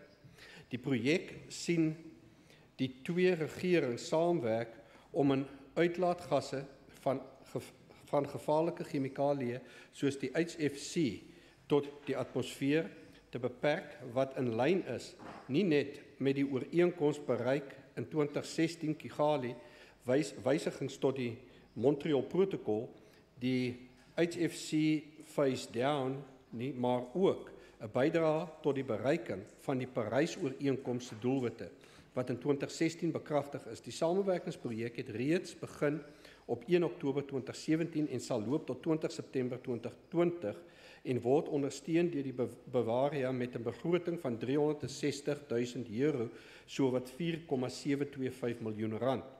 Tydens die wegbreeksessie van die IFAT met 'n sterk Wes-Kaapse tema is ek versoek om te reflekteer oor die heersende droogte in die Wes-Kaap en spesifieke verwysing tot die strategie en die tegnologie wat ons in plek gestel het om dag 0 te voorkom. Daarbenewens het ek sterk klem geplaas op die feit dat ten spyte van die voortsleepende droogte bly die Wes-Kaap oop vir besigheid en besoekers. Die byeenkoms van die handelskou het die afvaardiging voorsien van waardevolle geleenthede om met ander kenners in die bedryf te vergader en beste praktyke met hulle te bespreek, ook rakende dienslewering en nuwe tegnologieë. Saam met die handelskou was die doel van die reis om te konsulteer met die nuut aangestelde minister van staat van federale sake van hoof van Bavaria se staatskanselary, die minister van omgewingsake en verbruikersbeskerming, die voorsitter van die Hans Seidel Stichting en om samesprekings te voer met die sektor en industriële kenners oor water en droogte aangeleenthede. Die hoof van die departement van plaaslike regering, die hoofdirektoraat munisipale monitering en ondersteuning, die hoof van die ministerie, sowel as die direkteur lugkwaliteitbestuur, departement van omgewingsake en ontwikkelingsbeplanning het my vergesel op die internasionale reis na Duitsland. Na die voltooiing van die geskeduleerde afsprake is die volgende uitkomste bereik: die versterking van die bilaterale verhouding met die staat van Bavaria, die vergadering met 'n nuut aangestelde minister Dr. Herman, hoof van die kanselary van die ministerie van staat vir federale sake, die vergadering met die minister van omgewingsake en verbruikersbeskerming Dr. Huber, die samesprekings met die Dr. Unge, hoof van die internasionale betrekkings in Bavaria staatskanselery om sake te bespreek en 'n konsepprojektlys saam te stel om te ondersteun in die volgende finansiële jaar as deel van die bilaterale ooreenkoms gefinaliseer en potensiële areas vir nuwe projekte is identifiseer.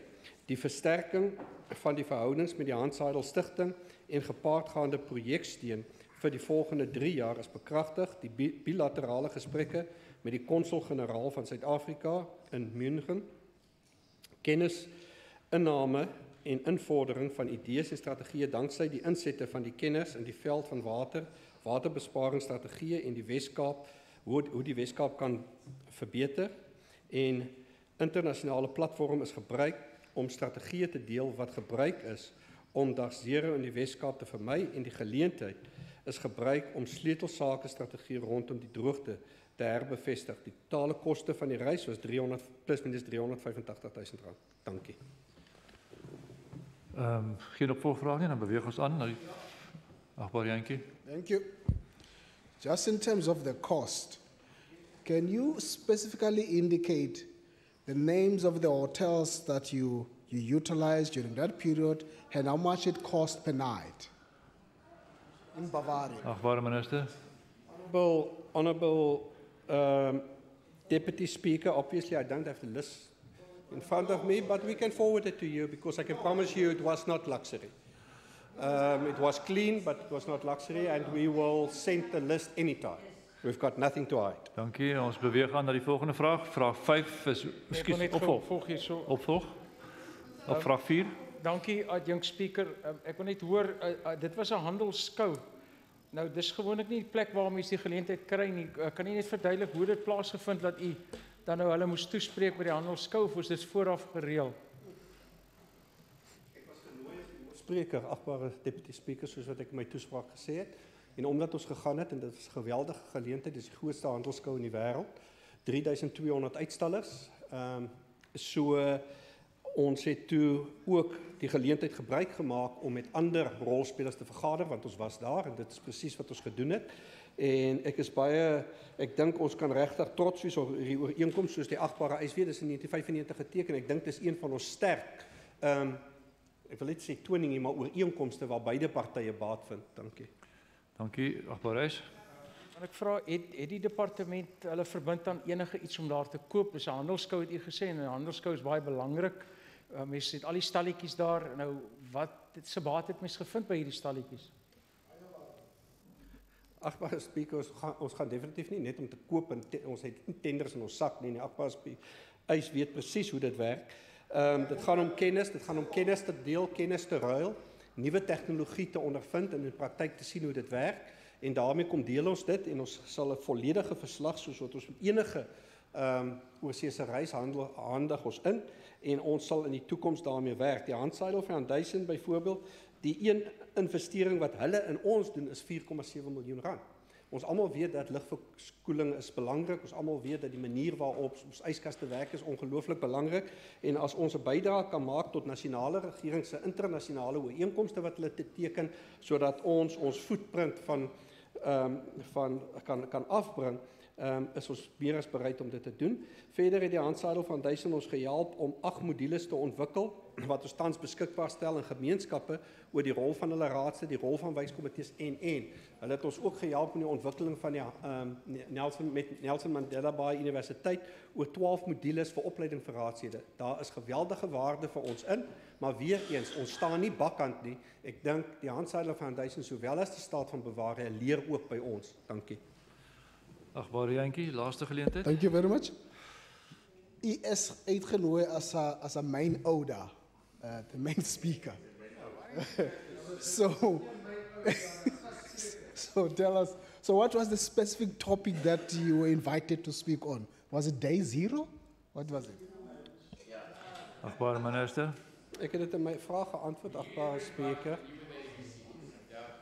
Dit het gegaan oor die rol van klimaatsverandering en hoe ons die droogte en ons waterkrisis bestuur. Dankie. Dankie. Ons gaan voort na vraag 5. Agbare eis aan minister Maree, kultuursake. Minister. Dankie Deputy Speaker, dankie agbare eis vir die vraag. Ja, ek en lede van my departement het in Mei 'n internasionale reis onderneem. Die doel van die reis was om die 7de wêreldkonferensie oor vroue en sport in Gaborone, Botswana vanaf 16 tot 21 Mei 2018 by te woon.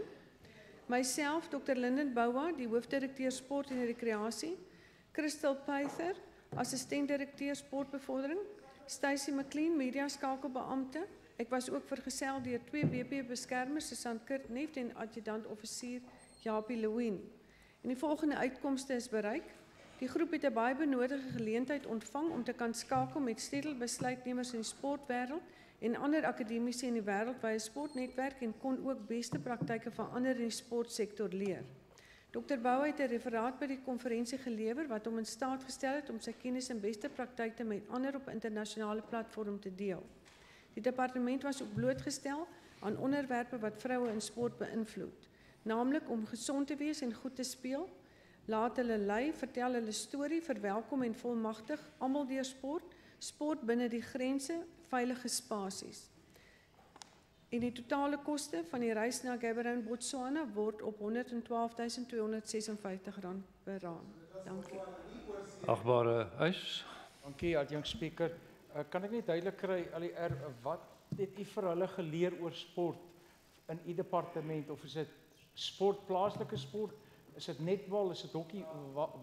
Wat het u gedeel daar met mekaar?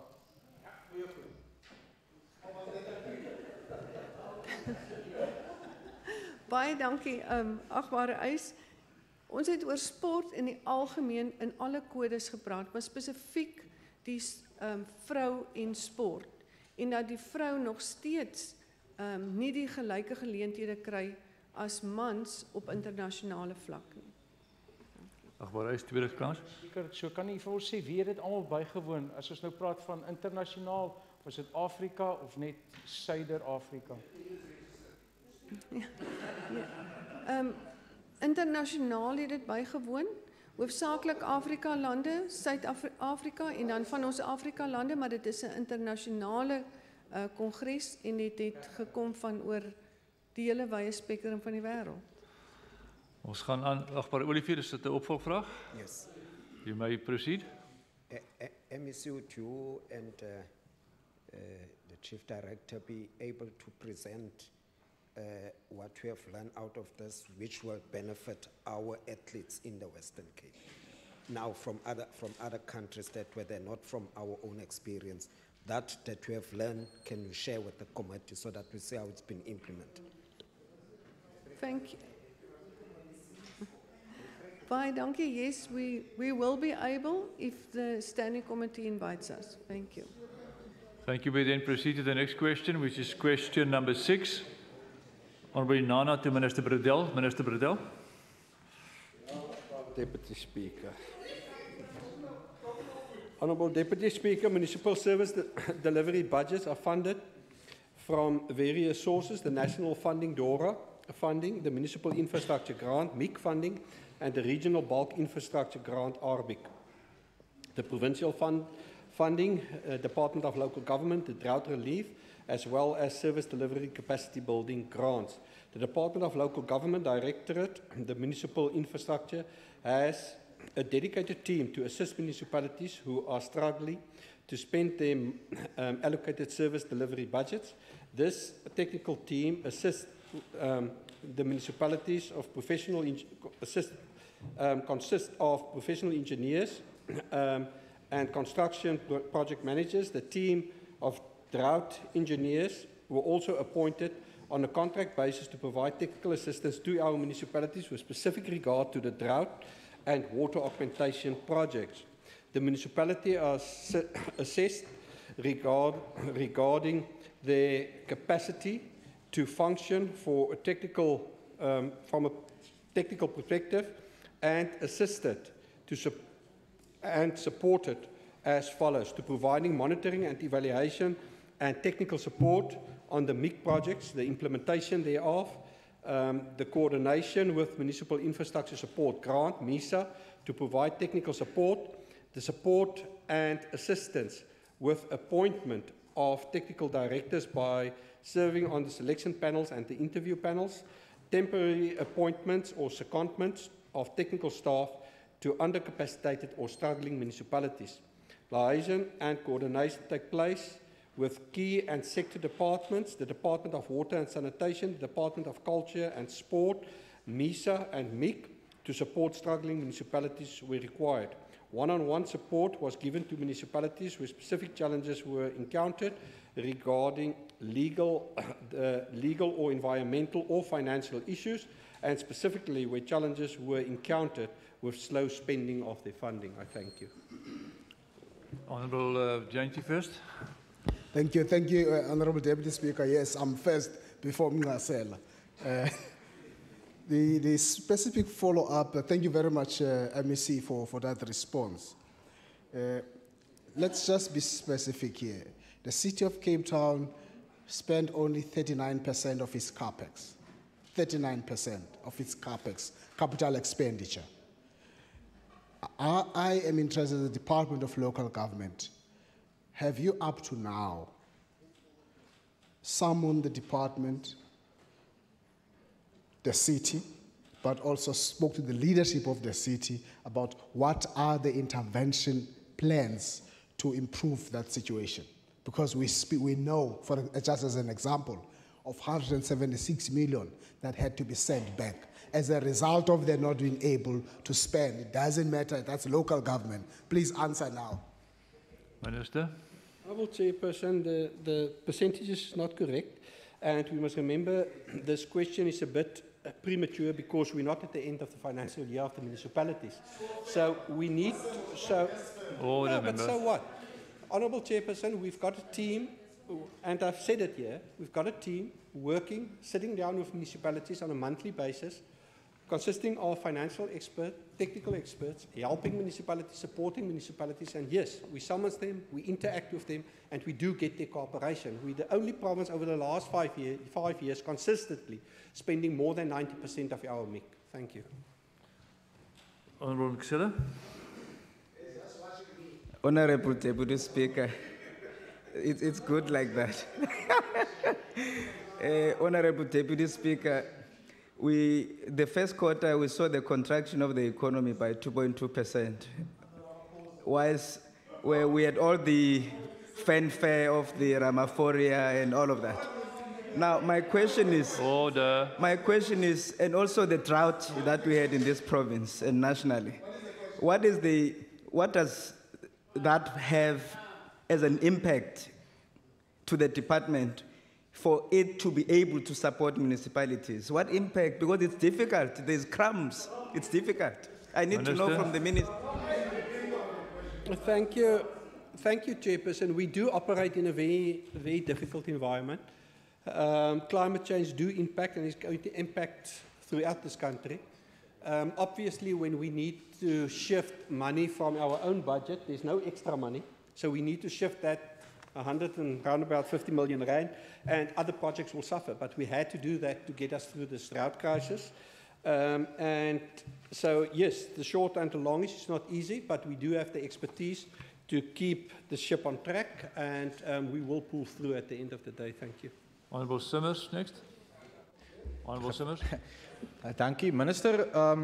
Hoe vergelyk vir dieselfde periode die spanderingspatroon van munisipaliteite in ander provinsies? Want kom ons begin appels en appels te vergelyk, dan kan ons nou die werklikheid sien. Dankie.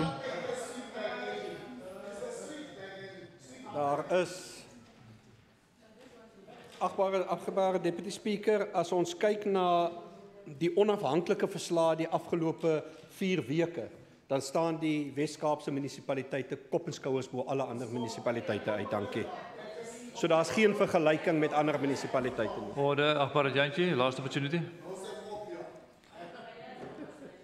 Honorable MEC, do you know, and if you do, can you please just, besides the city of Cape Town, tell this House how many municipalities that have not spent, as indicated in this question, on their capital expenditure? It's not a new question, it's Order. here. It's here. Minister, you may... I want him to Order. be specific and give us a list. Minister, you may proceed. Chairperson, I agree with the chairperson of my standing committee. It's a new question, but we've got nothing to hide. We all need to the standing committee. Thank you. In the Democratic Alliance is rejected with the contempt it deserves, whereas the question implicitly refers to the decision by the Municipal Council of the City of Cape Town to designate all delegated powers and legislative authority of the Executive Mayor to the Executive Committee, which is required to make all such decisions by consensus. I wish to inform the Honourable Member that I have received all the information and that I've requested from the Speaker of the City of Cape Town, and based on the assessment of the decision and legal advice, I am in the process of addressing the correspondence to the Executive Mayor and the Speaker on my view. I will, as soon as possible thereafter, issue a statement which I will make available to the Honourable Member and, if needed, also to the Provincial Parliament. I thank you. Honourable Jantjie. Thank you, Honourable Deputy Speaker. Honourable MEC, I want to be very specific and put this to you. Do you say to this House today that there is that the divisions, infighting, problems in the day is not affecting service delivery in the city? Can you just tell us that? Minister? Honourable Deputy Speaker, if it's the perception of the Honourable Member, that perception is wrong. Thank you. Honourable Casella? Honourable Deputy Speaker. Honourable Deputy Speaker, despite that all of the metros in the country, none of them got a clean audit. None of them. And the AG is worried. The AG says in this report, this is a very serious problem. And for Cape Town, as the metro, how is it possible that, Honourable Minister, through you, Speaker, Deputy Speaker, that Cape Town continues to function and we continue to see greater service delivery in this area? How is it possible? How does it do it? Minister? Honourable Deputy Chairperson, if you look at, again, not the Order. Honourable Deputy Chairperson, again, if you don't look at the politics but the independent reports, the City of Cape Town is the best run metro in the country. Saying that, we all know there's challenges, and there's various reasons for the challenges. Population growth is one of it, immigration is one of it. We sit with a population growth of 30%, and we all need to work together to better services. We all acknowledge that. But we live in the best run city in the country. I thank you. Can we move on? Honourable Simmers? Honourable Simmers? Ja, Minister, gegeven my collega's die ondertoon van sy vraag as te ware, op enige stadium oor hierdie periode het die stad Kaapstad die enigstens 'n rede gegee om seksie 106 van die systeemswetgewing toe te pas. Dankie. Jy moet ons nog geluister het. My ore oopmaak. Order. Dankie, aan die achtbare lid vir die vraag. Die stad Kaapstad is baie ver van 'n 106 af. Nog nooit het ons dit oorweeg nie. Ek dankie. We move on to the next question, which is question number 8. Honourable Chacham to Minister Windy. Minister Windy. Thank you very much, Mr. Deputy Speaker. And to the honourable member, I wonder if I'm going to be asked this question of other economies, but thank you very much. What is the government's assessment of the Israeli economy? Well, according to the BMI forecast, the Israelis' real GDP is expected to grow at approximately 3% in the coming year. The Bank of Israel has mitigated appreciatory pressures on the shekel by strongly intervening in the foreign exchange markets. A faster than expected appreciation of the shekel would delay the recovery of the export sector. Israel is ranked third on the BMI's operational risk index in the Middle East and North Africa region. The country leads the region in our labour market risk index with a score of 71.2 out of 100, and is second only to the United Arab Emirates in the logistics risk index. That said, Israel is handicapped by a weaker score in the crime and security component of the overall operational risk index. Moreover, the country does not have normal diplomatic relations with most Arab states, which restricts travel and trade within the rest of the region. And then, of course, the second part of the question, opportunities for the Western Cape. The largest exports from the Western Cape to Israel can be attributed to natural or cultured pearls, precious or semi-precious stones, precious metals, metals clad with precious metal, and articles thereof, imitation jewelry, coin, which amounted to 141,398,261 Rand in 2017. Exports of edible fruit and nuts, peel of citrus fruits and melons have increased from 2016, that was 25,970,980 Rand, to 2017, that increased to 48,768,720 Rand.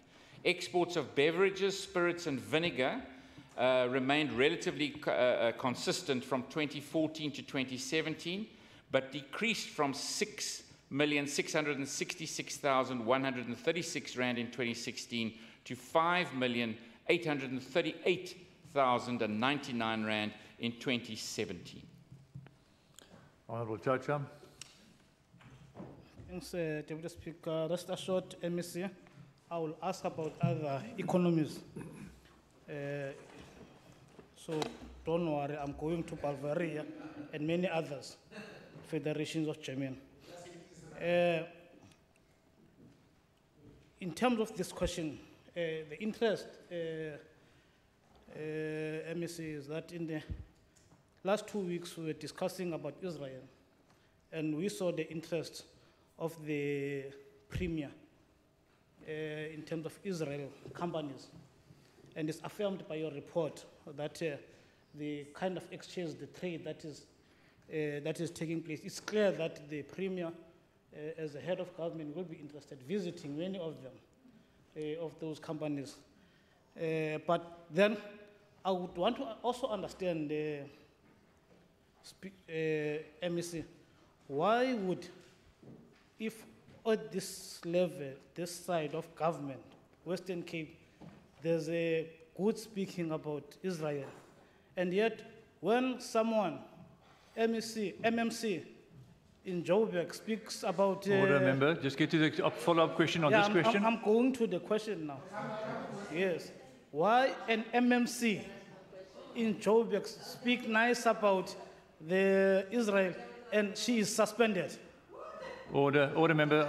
Minister, that's got nothing to do with this question as far as I can see, but you're free to respond in the way you want to respond. Allow the minister. Order. That was a very long way of getting around to the question, and my answer is I don't know. We then follow up on Honourable Schaefer. Thank you very much, Deputy Speaker. Bearing in mind that Israel sits in the Middle East, where does the Minister believe is the biggest market opportunities for the Western Cape? Thank you very much for that question.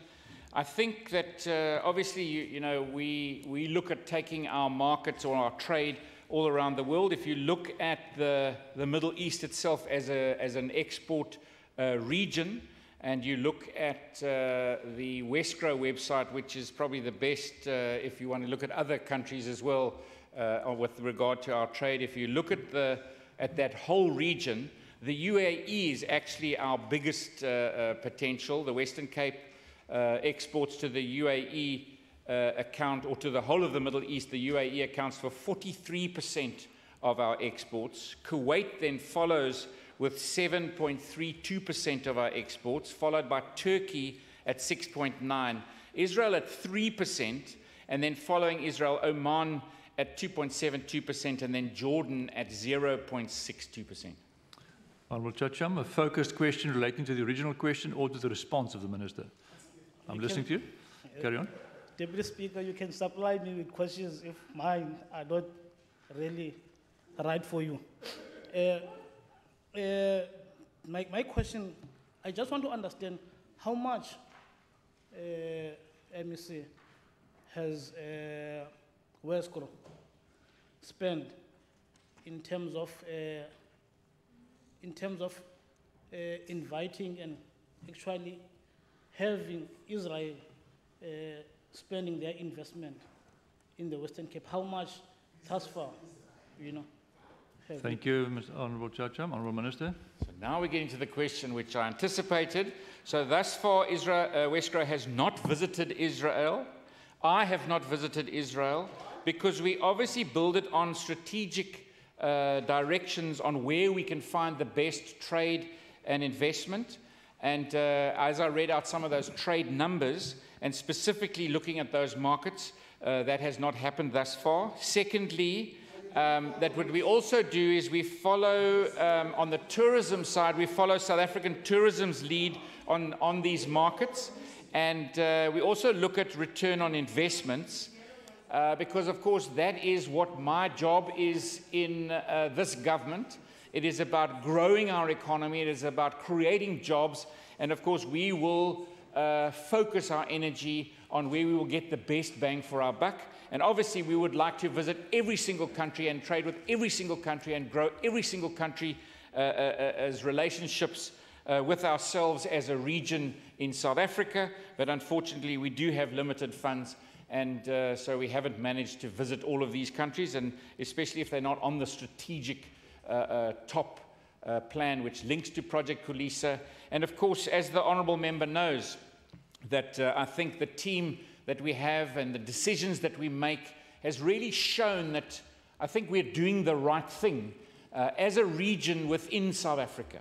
Because specifically the member, as coming from the ANC, which is in government in the country, one would think that he would be standing up proudly promoting this province. Because if we just think about the jobs that were created in the last quarter, where out of 165,000 jobs in the whole of South Africa, 123,000 came from this province. 123,000 out of 165 in the third year of a drought.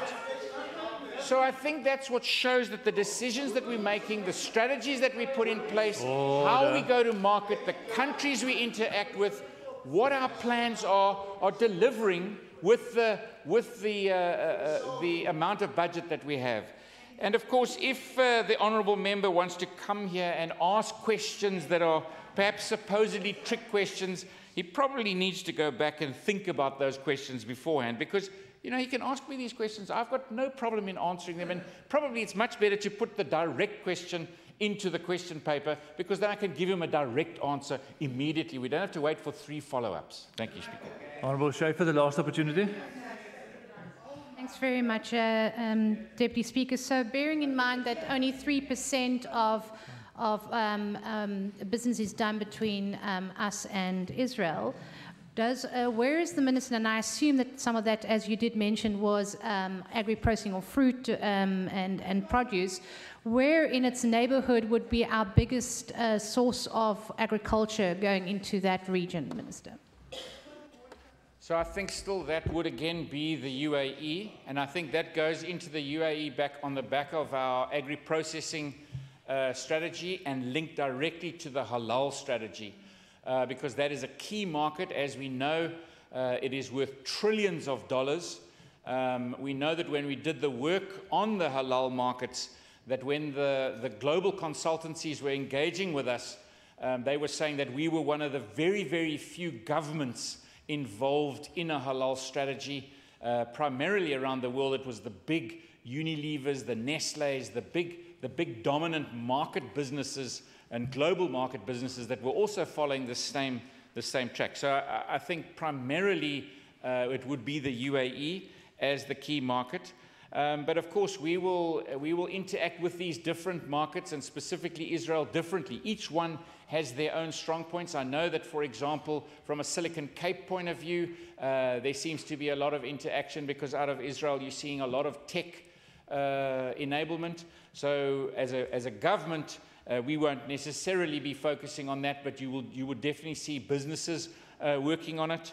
And of course, this is what the global market is all about. It's about finding those competitive edges and working with the advantage that we have as a region into those markets to, again, as I say, at the end of the day, boost our economy, grow our economy, and make a difference to people's lives where we actually reduce our unemployment rate. That is what we've got to be focusing on. Thank you, Minister. The time allowed for questions has expired. The outstanding replies, the two, will be printed in Hansard. We then move on to statements by members, and I will first see the DA, Honourable Joseph. Thank you, Deputy Speaker. The Public Protector is a Chapter 9 institution tasked with investigating corruption, maladministration, and other abuses of state power. With this in mind, the Public Protector recent report released this week, and I quote legal nonsense, is basing a judgment made regarding Premier Yalan Zilla's tweets on a severe misunderstanding of the South African Constitution. The Public Protector is not only showing a worrying lack of legal knowledge, but that she continues to act outside of her mandate. She is surely not fit for office, just like the former President Jacob.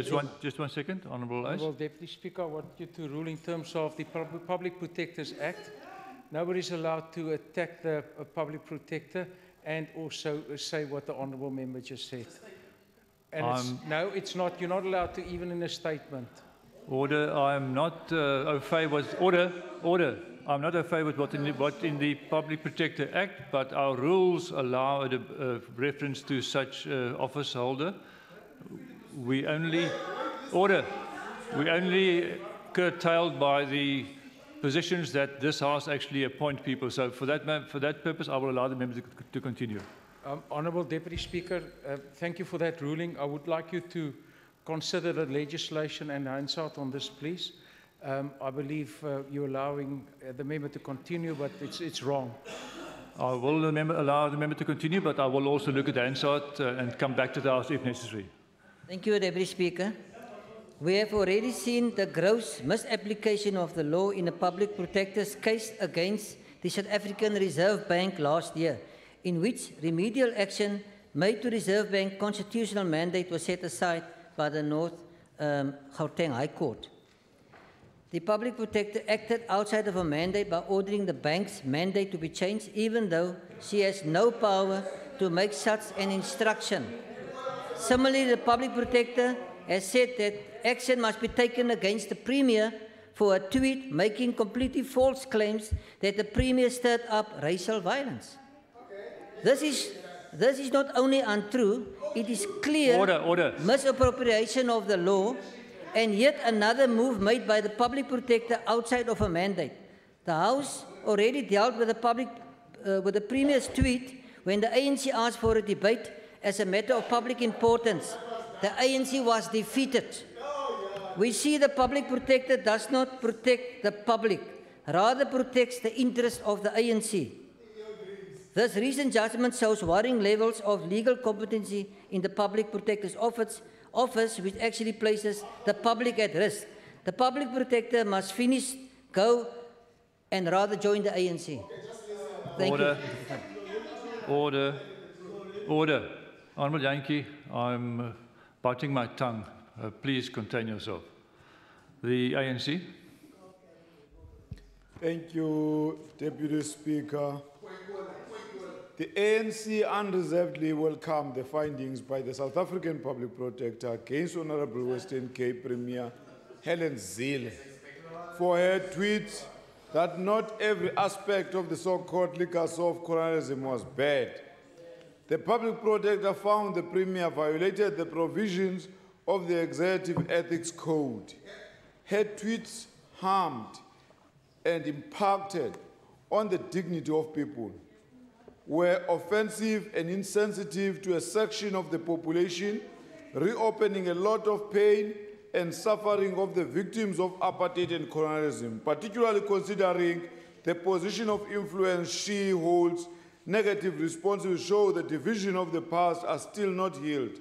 She violated the code and Constitution's preamble provisions, and her conduct constitutes improper conduct in terms of the Constitution. The findings are binding, and the legislature must now censor the Premier by holding her to account. This process must be sped up. The ANC have been vindicated for its opposition to this pronouncement, despite many efforts by the DA to silence the ANC for calling out the infringement in this legislature.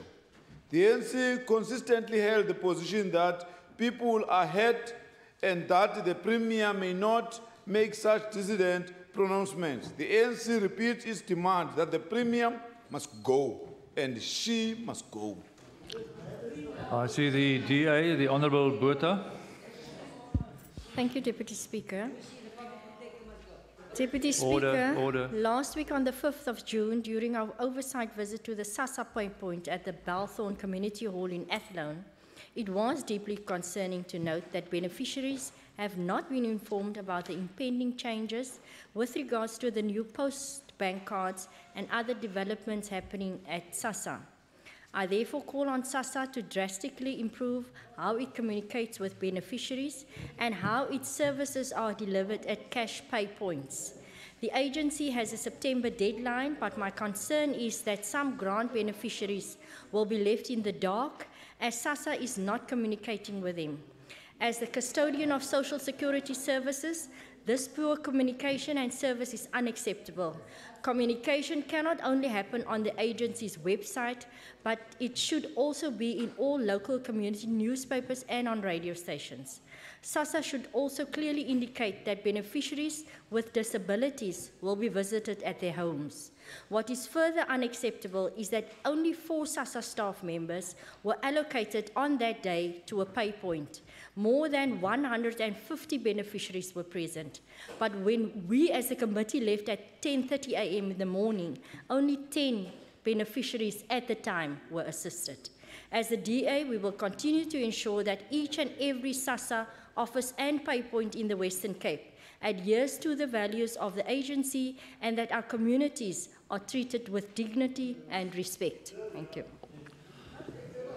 In the absence of the EFF, I again see the DA. I see the DA, Honourable Maseko.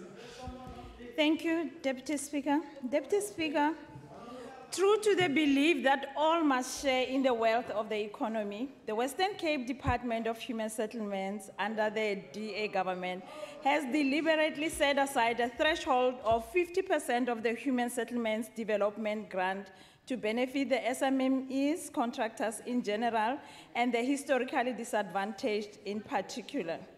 Furthermore, to encourage participation of women and young people, the department committed to spend 30% of the grant to contractors with women and youth representation. To achieve this, the department have opened the frameworks for contractors and professional service providers for all and sundry to register and be kept in a database.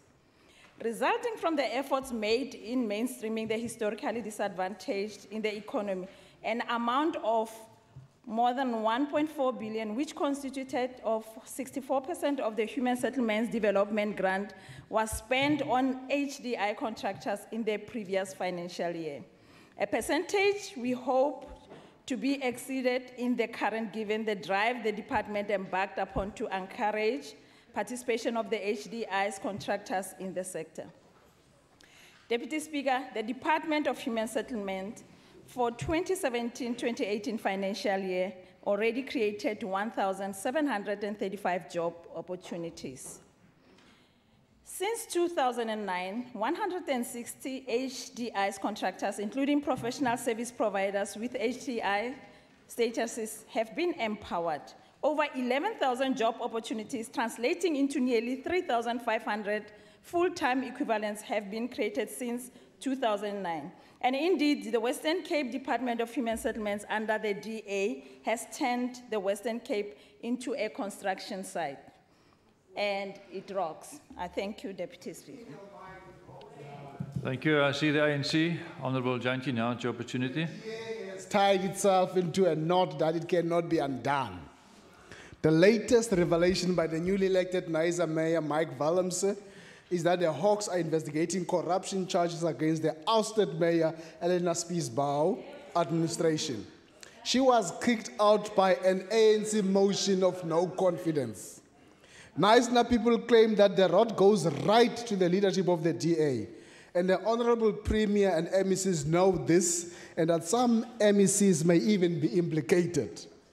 The NCOP has further voted that the Knysna allegations should be investigated or pursued, and to no surprise, only the Western Cape voted against this. Knysna is one of the DA's leadership postulations of a well-run municipality.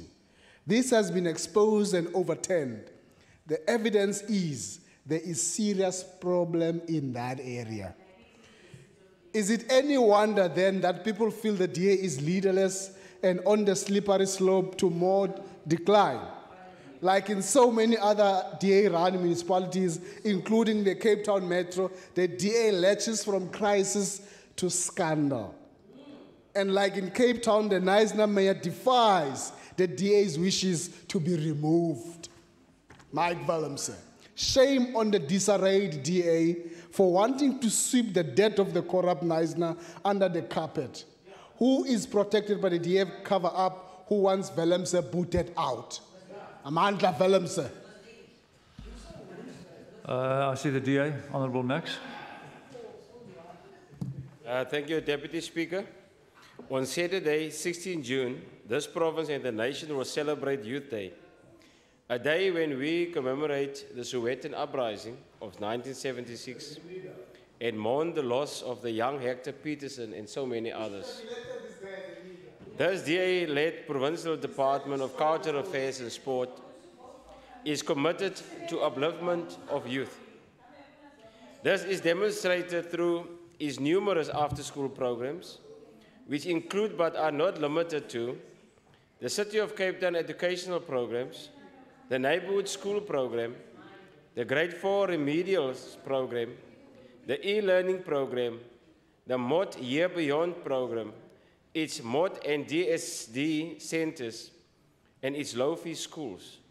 It is clear that the youth are a central priority for this caring DA government. Deputy Speaker, in light of this important day,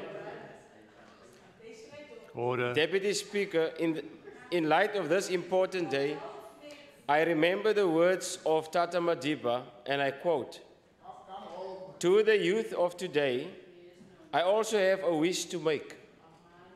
Be the scriptwriters of your destiny and feature yourselves as stars that showed the way towards a brighter future," unquote. I thank you. Thank you.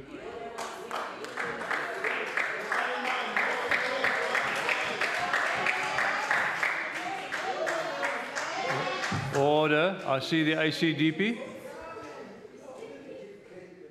Deputy Speaker, the ACDP in the Western Cape wants to congratulate the Mayor of George, Mr. Melvin Naik, for standing up for his Christian conviction and ask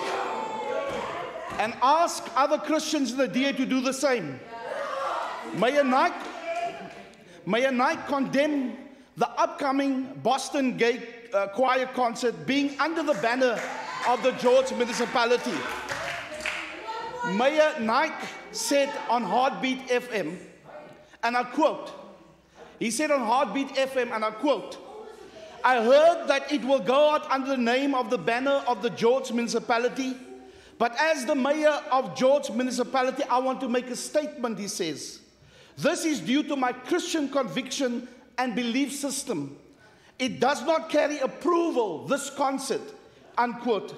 Now Mayor Nike is in trouble by the province because, according to the Western Cape DA leader, Minister Bongi Kosi Madikizela, his statement is not in line with the view of the DA. This matter is now referred to the DA's Federal Legal Commission for further investigation. Mayor Nike puts his statement into context by saying, I quote, I'm saying this without judgment against anyone, no discrimination against anyone. All of us are equally made by God. All that I do is bless these men, and I will keep on praying for them, unquote. What is wrong with the statement? Are Christians now in the DA being unfairly discriminated against? My questions to millions of Christians voting for the DA is, why do you vote for a party when you express your Christian views, you are crucified? The ACDP is calling on the leaders of the DA to stand with Mayor Nike on this issue and speak against unfair discrimination. The ACDP is calling on the leaders of the DA to stand up for righteousness, stand up for your Christian beliefs, and do the right thing. Convince your caucus not to pursue this matter, and convince your caucus not to refer this matter to the DA Federal Commission. I thank you. Thank you, member. Order. Agbare adjunct speaker, ek dink die grondwet is baie ernstig oorskry nou hierso. Dis werklik waar the principle of right to equality. What we heard from this honourable member is really coming out against gay people. That is exactly what he said. That is what he said. Order. And I think he must withdraw what he said here. It's unconstitutional. It's not right. Ek het dit nie so vertolk nie, maar ek sal tog na die Hansard kyk en terugkom as dit nodig is. Ons het vryheid van spraak in die huis, maar ek hoor wat die agbare lid sê. I see the ANC. ANC? Honourable Lekker. Thank you, Deputy Speaker. The DA is in total disarray, and it cannot even spread the same message. The DA cannot agree what its own position on the Palestinian and Israel question is. The DA's Joburg Mayor Herman Mashaba summarily banned his DA health member of the mayoral committee, Dr. Mpho Palazzi, who tweeted that the city of Joburg and she are friends of Israel. No sooner did she publicly write that when her mayor jumped in to suspend her at the behest of the outraged EFF, political bedfellows of the DA, Mashaba quickly backtracked as he came under pressure, and Joburg has a twinning agreement with Ramallah and the West Bank, which is the head office of the Palestinian Authority. Now, knives are out for Mashaba as various anti-Palestine pressure groups want Palazzi reinstated. We all know why. It is because the DA leader, Musi Maimane, seemingly is a friend of Israel as he visits and meets with Israel leaders. We also know in this legislature that there are those who support Israel. No wonder less people trust the DA. It has lost the confidence of many in the Western Cape and other areas.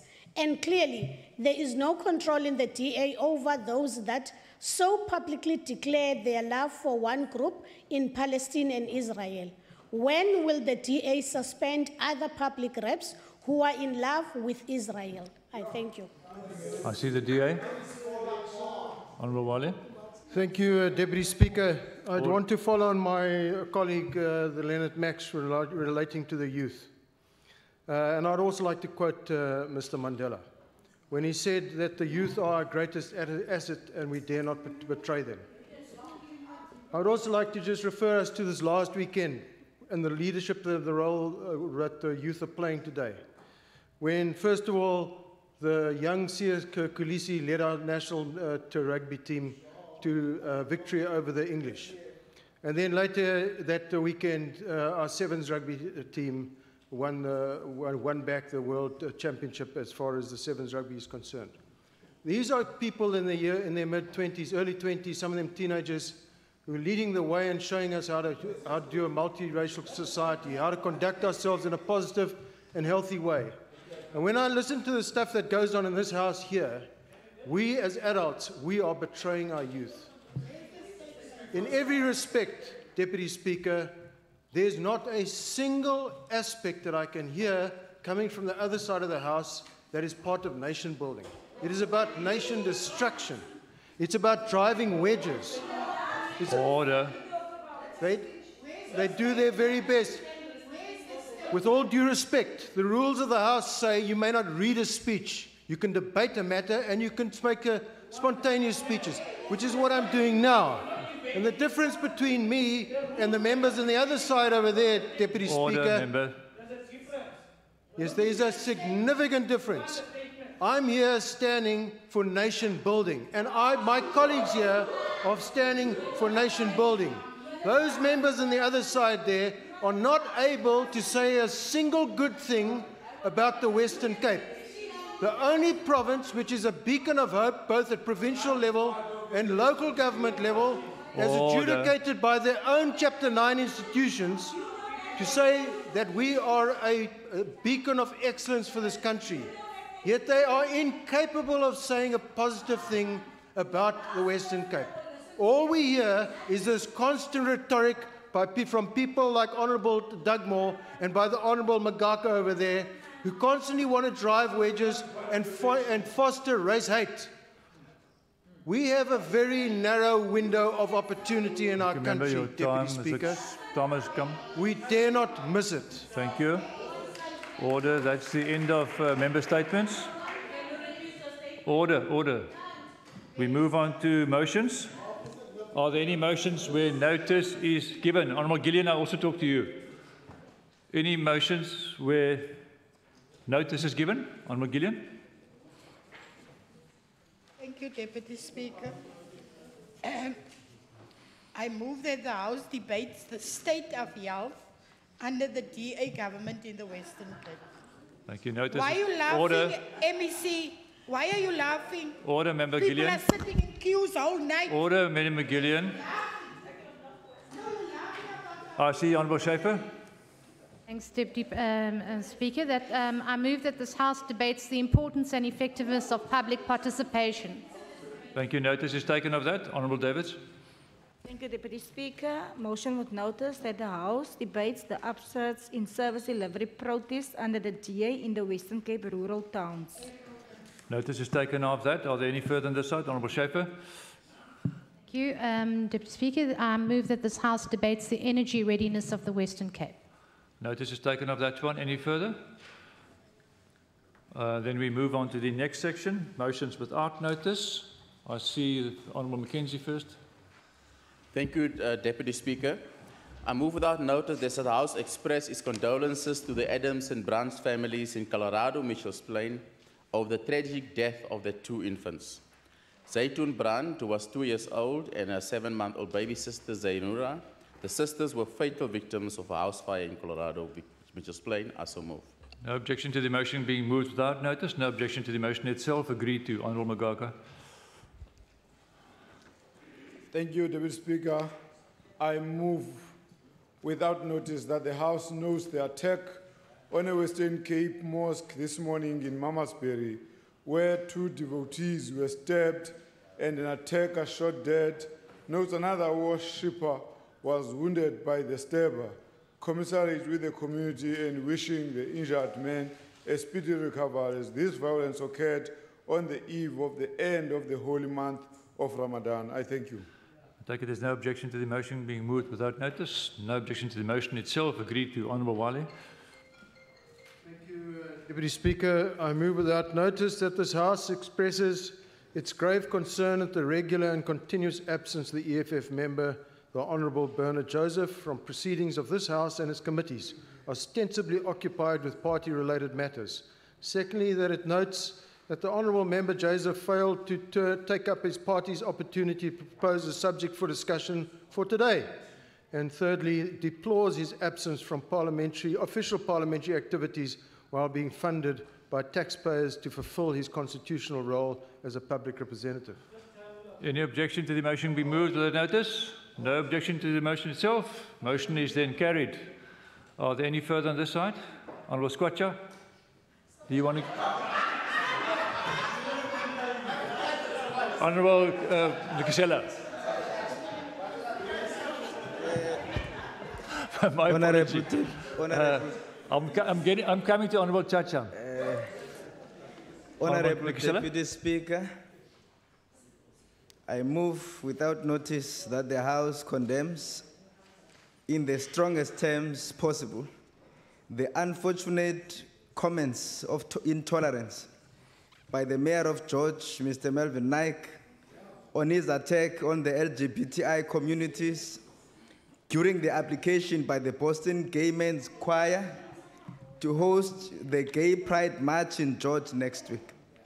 That this Parliament promotes the right to sexual orientation as contained in the Bill of Rights of South Africa, and that further notes that these views are archaic and his conduct is despicable for a holder of public office, and we must condemn the members' inputs here, honourable Christians, for promoting hate, because it is bad to continue in this tangent.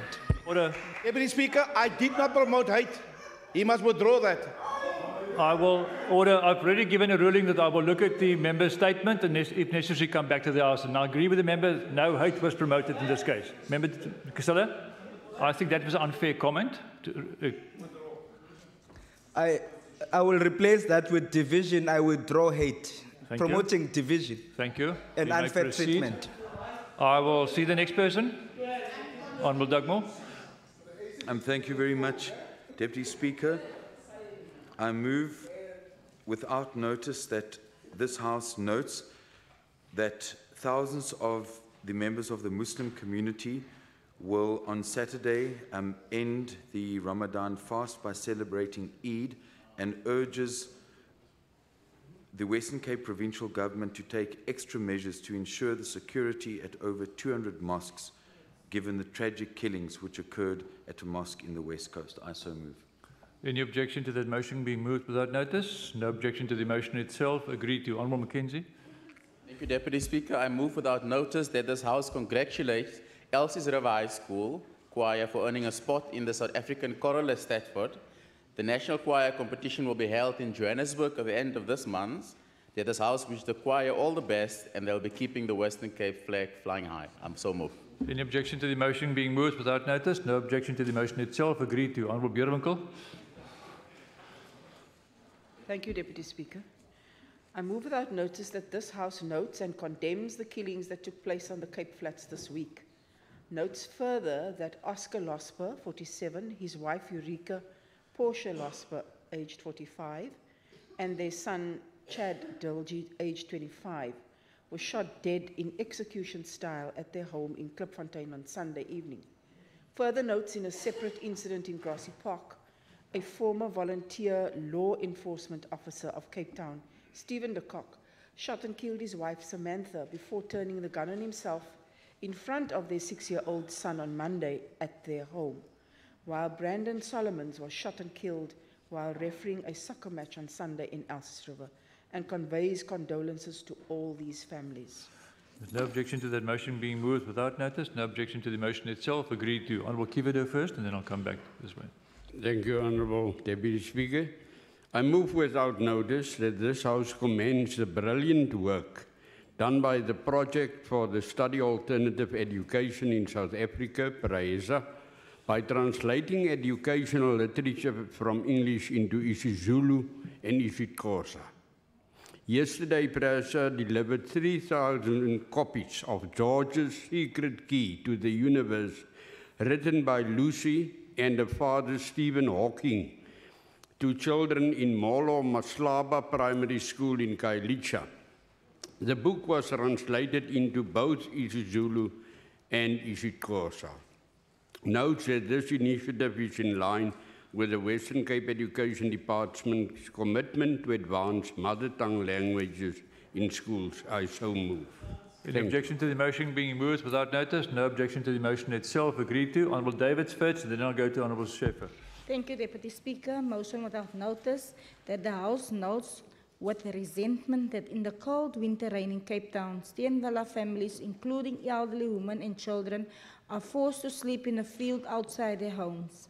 As the heartless DA government evicted them last week, notes further this is another way showing the DA is more ruthless than the apartheid government and calls on national government to intervene.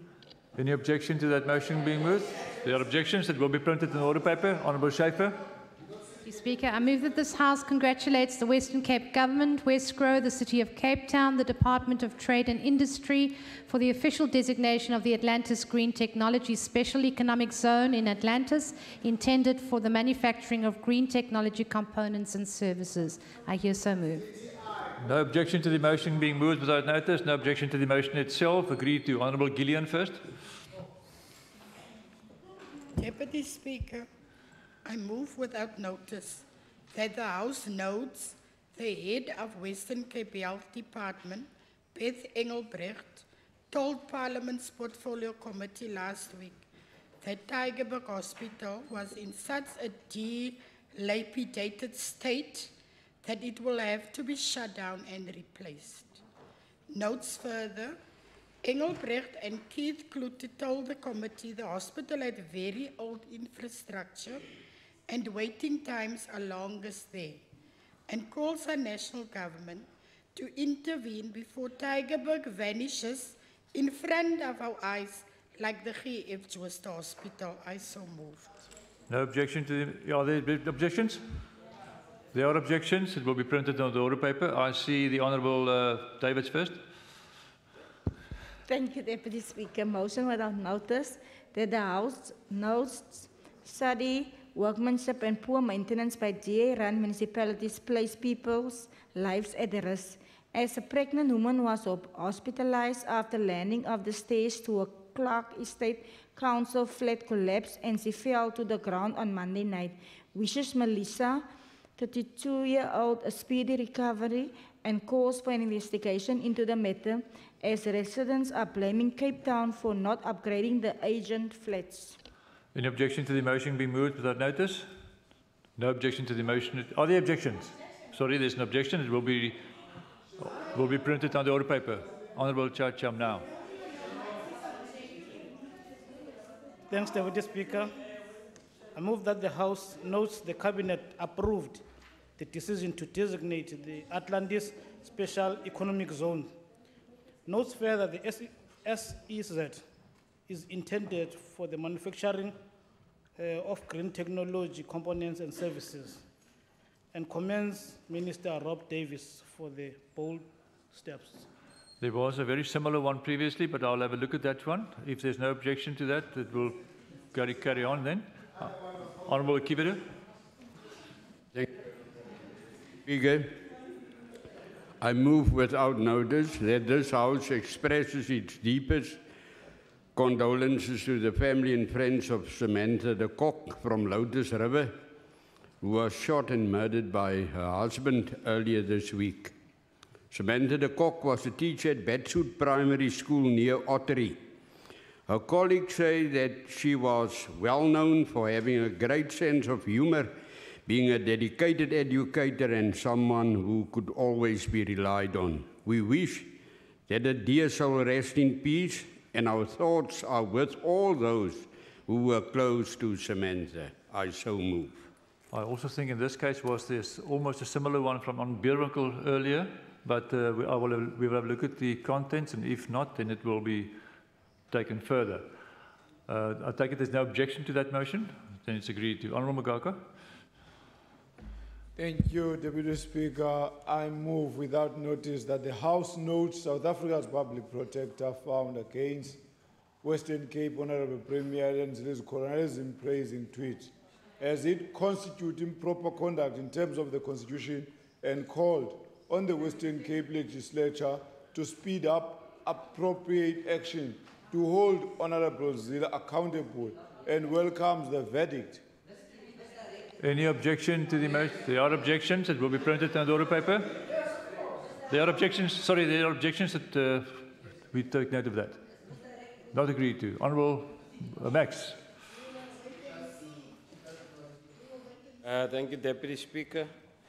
I move without notice that this House congratulates the Springboks on their win against England, beating the Roses with a score of 42-39 on Saturday, 9 June 2018. That this House further wishes the Springboks well in their future challenges and tests. I so move. No objection to that motion being moved without notice. No objection to the motion itself. Motion is agreed to. Honourable Doug Moore. Thank you, Deputy Speaker. I would like to move without notice that this House notes the ongoing ability of the DA provincial government to deal decisively with the taxi violence and once again calls on the MEC for Transport to implement the recommendations of the Farlam Commission. Are there objections to that? There are objections. It will be printed on the order paper. Honourable Mackenzie. Thank you, Deputy Speaker. I move without notice that this House congratulate the winners of the Comrades Marathon, Pongmusa Mthembu and Anne Ashworth. Further note that the renowned marathon embodies hard work, dedication, perseverance and pride, and call on all South Africans to do the Comrades Marathon at least once in their lifetime. I so move. No objection to the motion being moved without notice. No objection to the motion itself. Agreed to. Honourable Gillian. Deputy Speaker, I move without notice that the House notes the Cabinet has approved the long-awaited National Health Insurance Bill, which aims to provide health care to everyone that is free at the point of delivery, financed in a way that sees the healthy and wealthy subsidize the poor and sick. Welcomes this move and commends the Cabinet on this announcement. Are there any objections to that motion being moved without notice? If there's an objection, it will be printed in the order paper. Honourable Max. I move without notice that this House congratulates the Blitzboks who ensured a remarkable double for South Africa rugby over England this weekend when they successfully defend their Para Sevens title, a victory over England that also meant Neil Powell's team have retained their World 7 Series title instead of Fiji taking home the title, having come into the final weekend in the #1 spot. I so move.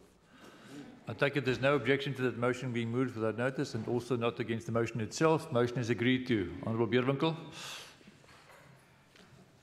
Thank you, Deputy Speaker. I move without notice that this House expresses its deepest condolences to the family and friends and loved ones of Adam Besaidnout from Snoeflokkie Street in Rontomskrik in Swellendam, a municipal worker of Swellendam who was accidentally run over by a municipal truck and was fatally injured. He was a sole breadwinner. He leaves behind his wife and 2 children, the youngest being 2 years old. May his dear soul rest in peace. No objection to that motion being moved without notice. No objection to the motion itself. Agreed to. Honourable Kim Mackenzie first. Thank you, Deputy Speaker. I move without notice that this House notes that Senegal, Egypt, Morocco, Nigeria, and Tunisia will be representing the African continent on the world football stage at the 2018 FIFA World Cup that kicks off in Russia today. Further wishes them the best in their bid and hope that the continent will finally have his first winner. I so move. No objection to the motion being moved without notice. No objection to the motion itself. Agreed to. Honourable Davids first. Thank you, Deputy Speaker. Motion without notice that the House notes and congratulates the beautiful lady Tamarin Green from Pau to becoming the newly crowned Miss South Africa. I suspect there was one before, but if not, then if there's any objection to the motion being moved without notice, no objection to the motion itself, agreed to. It will be dealt with in that line. Honourable Christians first. Mr. Speaker, the ACDP congratulates the Mitchells Plain Crisis Forum, who was awarded 5,000 rand after they were nominated in a competition honouring community projects by Home Choice. This forum was established after the brutal rape and murder of Stasha Arendse. Deputy Speaker, the chairperson of the forum is her uncle, and they consist of 30 members who assist victims of rape and murder. Speaker, the ACDP admire and appreciate the group of individuals who avail themselves at the hour of need.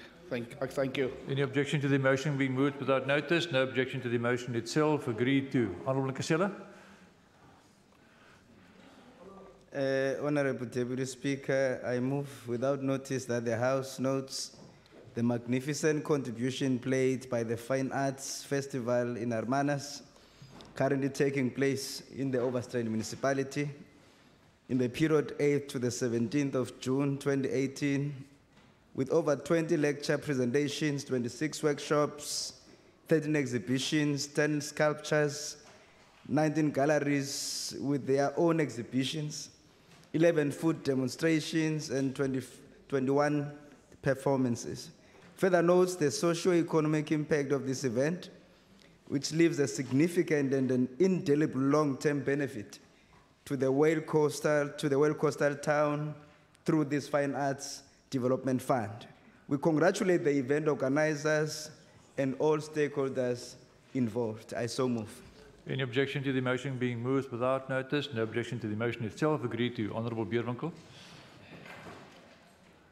Thank you again, Deputy Speaker. I move without notice that this House sends its deepest condolences to the family and loved ones and colleagues of the late Mrs. Sheila Kibedo from True Street, Swellendam, a teacher at Pontebok Primary in Swellendam who passed away yesterday. She was a loved person in both the community and the school. May her dear soul rest in peace. No objection to that motion being moved without notice. No objection to the motion itself. Agreed to. Honourable Dugmore. Thank you, Deputy Speaker. I move without notice that this House thanks all those members of the public who participated in making suggestions on the renaming of the Cape Town International Airport and urges the Department of Arts and Culture as well as the National Department of Transport to further engage with all constituencies in order to arrive at an appropriate name for the Cape Town Airport. I so move. Any objection to that motion being... Are there objections? Not. No objection to the motion being moved without notice. No objection to the motion itself. Agreed to. Honourable Davids first. Thank you, Deputy Speaker. Motion without notice that the House notes and congratulates the Battalion Football Club from the Cape Highlands, which has been promoted to the ABC Mochepe League, the third tier of South African football. Calls on all the people from the Western Cape, particularly in Bokoe, Nepal, to give them all the support they need, and call on the Western Cape government to give the necessary backing and resources to the team. Any objection to the motion being moved without notice? No objection to the motion itself. Agreed to. Honourable Minister. Just a point of order. I just want to know, are we now going to congratulate everyone who went to church last week, everyone who went to all funerals? I mean, we can sit here all day. Order, Minister. This is the opportunity to move these motions and to give effect to what you want to say in terms of your constituencies. I see the Honourable Schaefer. Thanks, Deputy Speaker. Order. I move...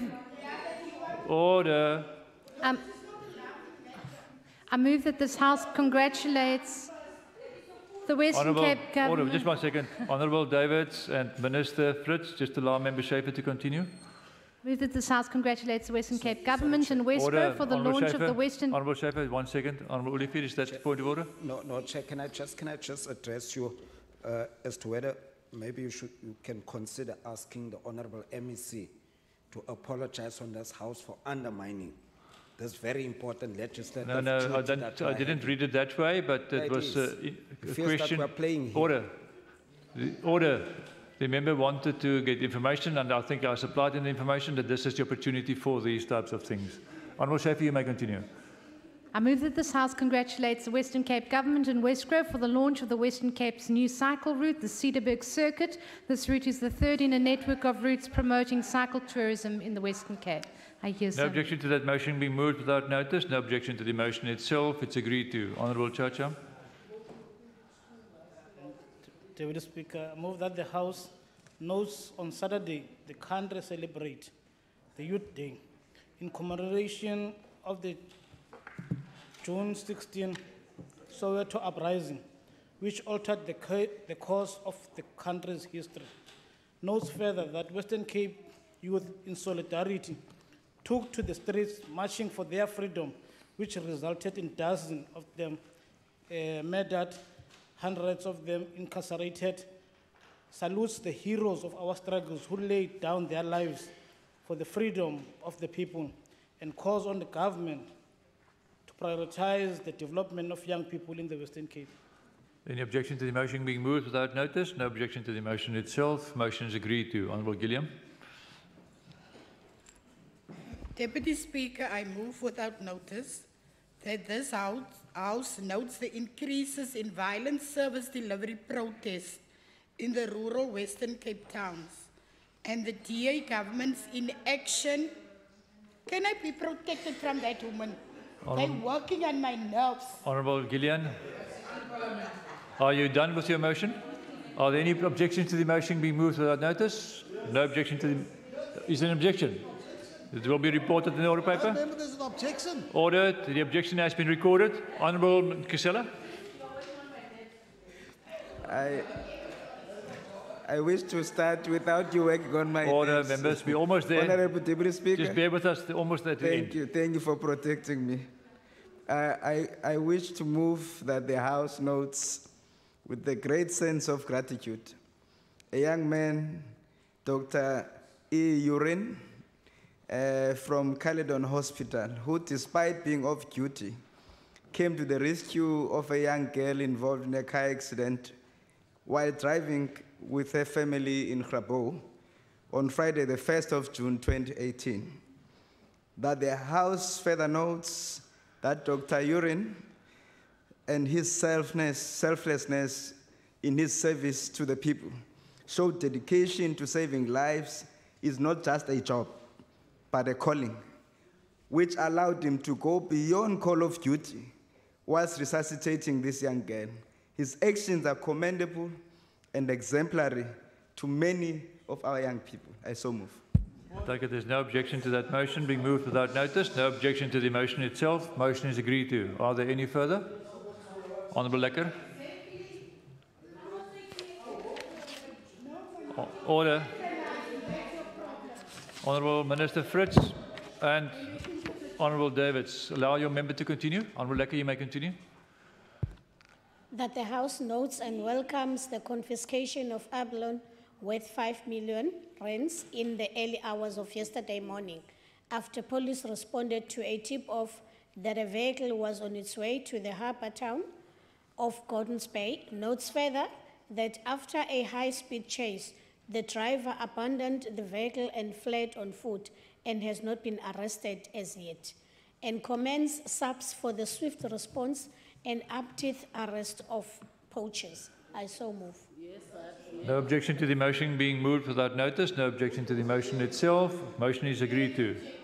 Is there an objection? Who objected? There was no objection. Are there any further for the last time? Honourable Mugaka. Thank you, Deputy Speaker. I move without notice that the House notes and welcomes South Africa as a non-permanent member of the UN Security Council. Notes further this election affirms Africa and the world's trust in this country, as well as indicating that South Africa remains a very influential player in global politics. Commends President Cyril Ramaphosa and the Minister Lindiwe Sisulu and congratulate the Cabinet. Thank you. No objection to that motion being moved without notice. No objection to the motion itself. Motion is agreed to. Honourable Janke. House notes with dismay the DA provincial leadership ordered newly elected Knysna Mayor Mark Willemse to quit as his election is regarded as an overthrow.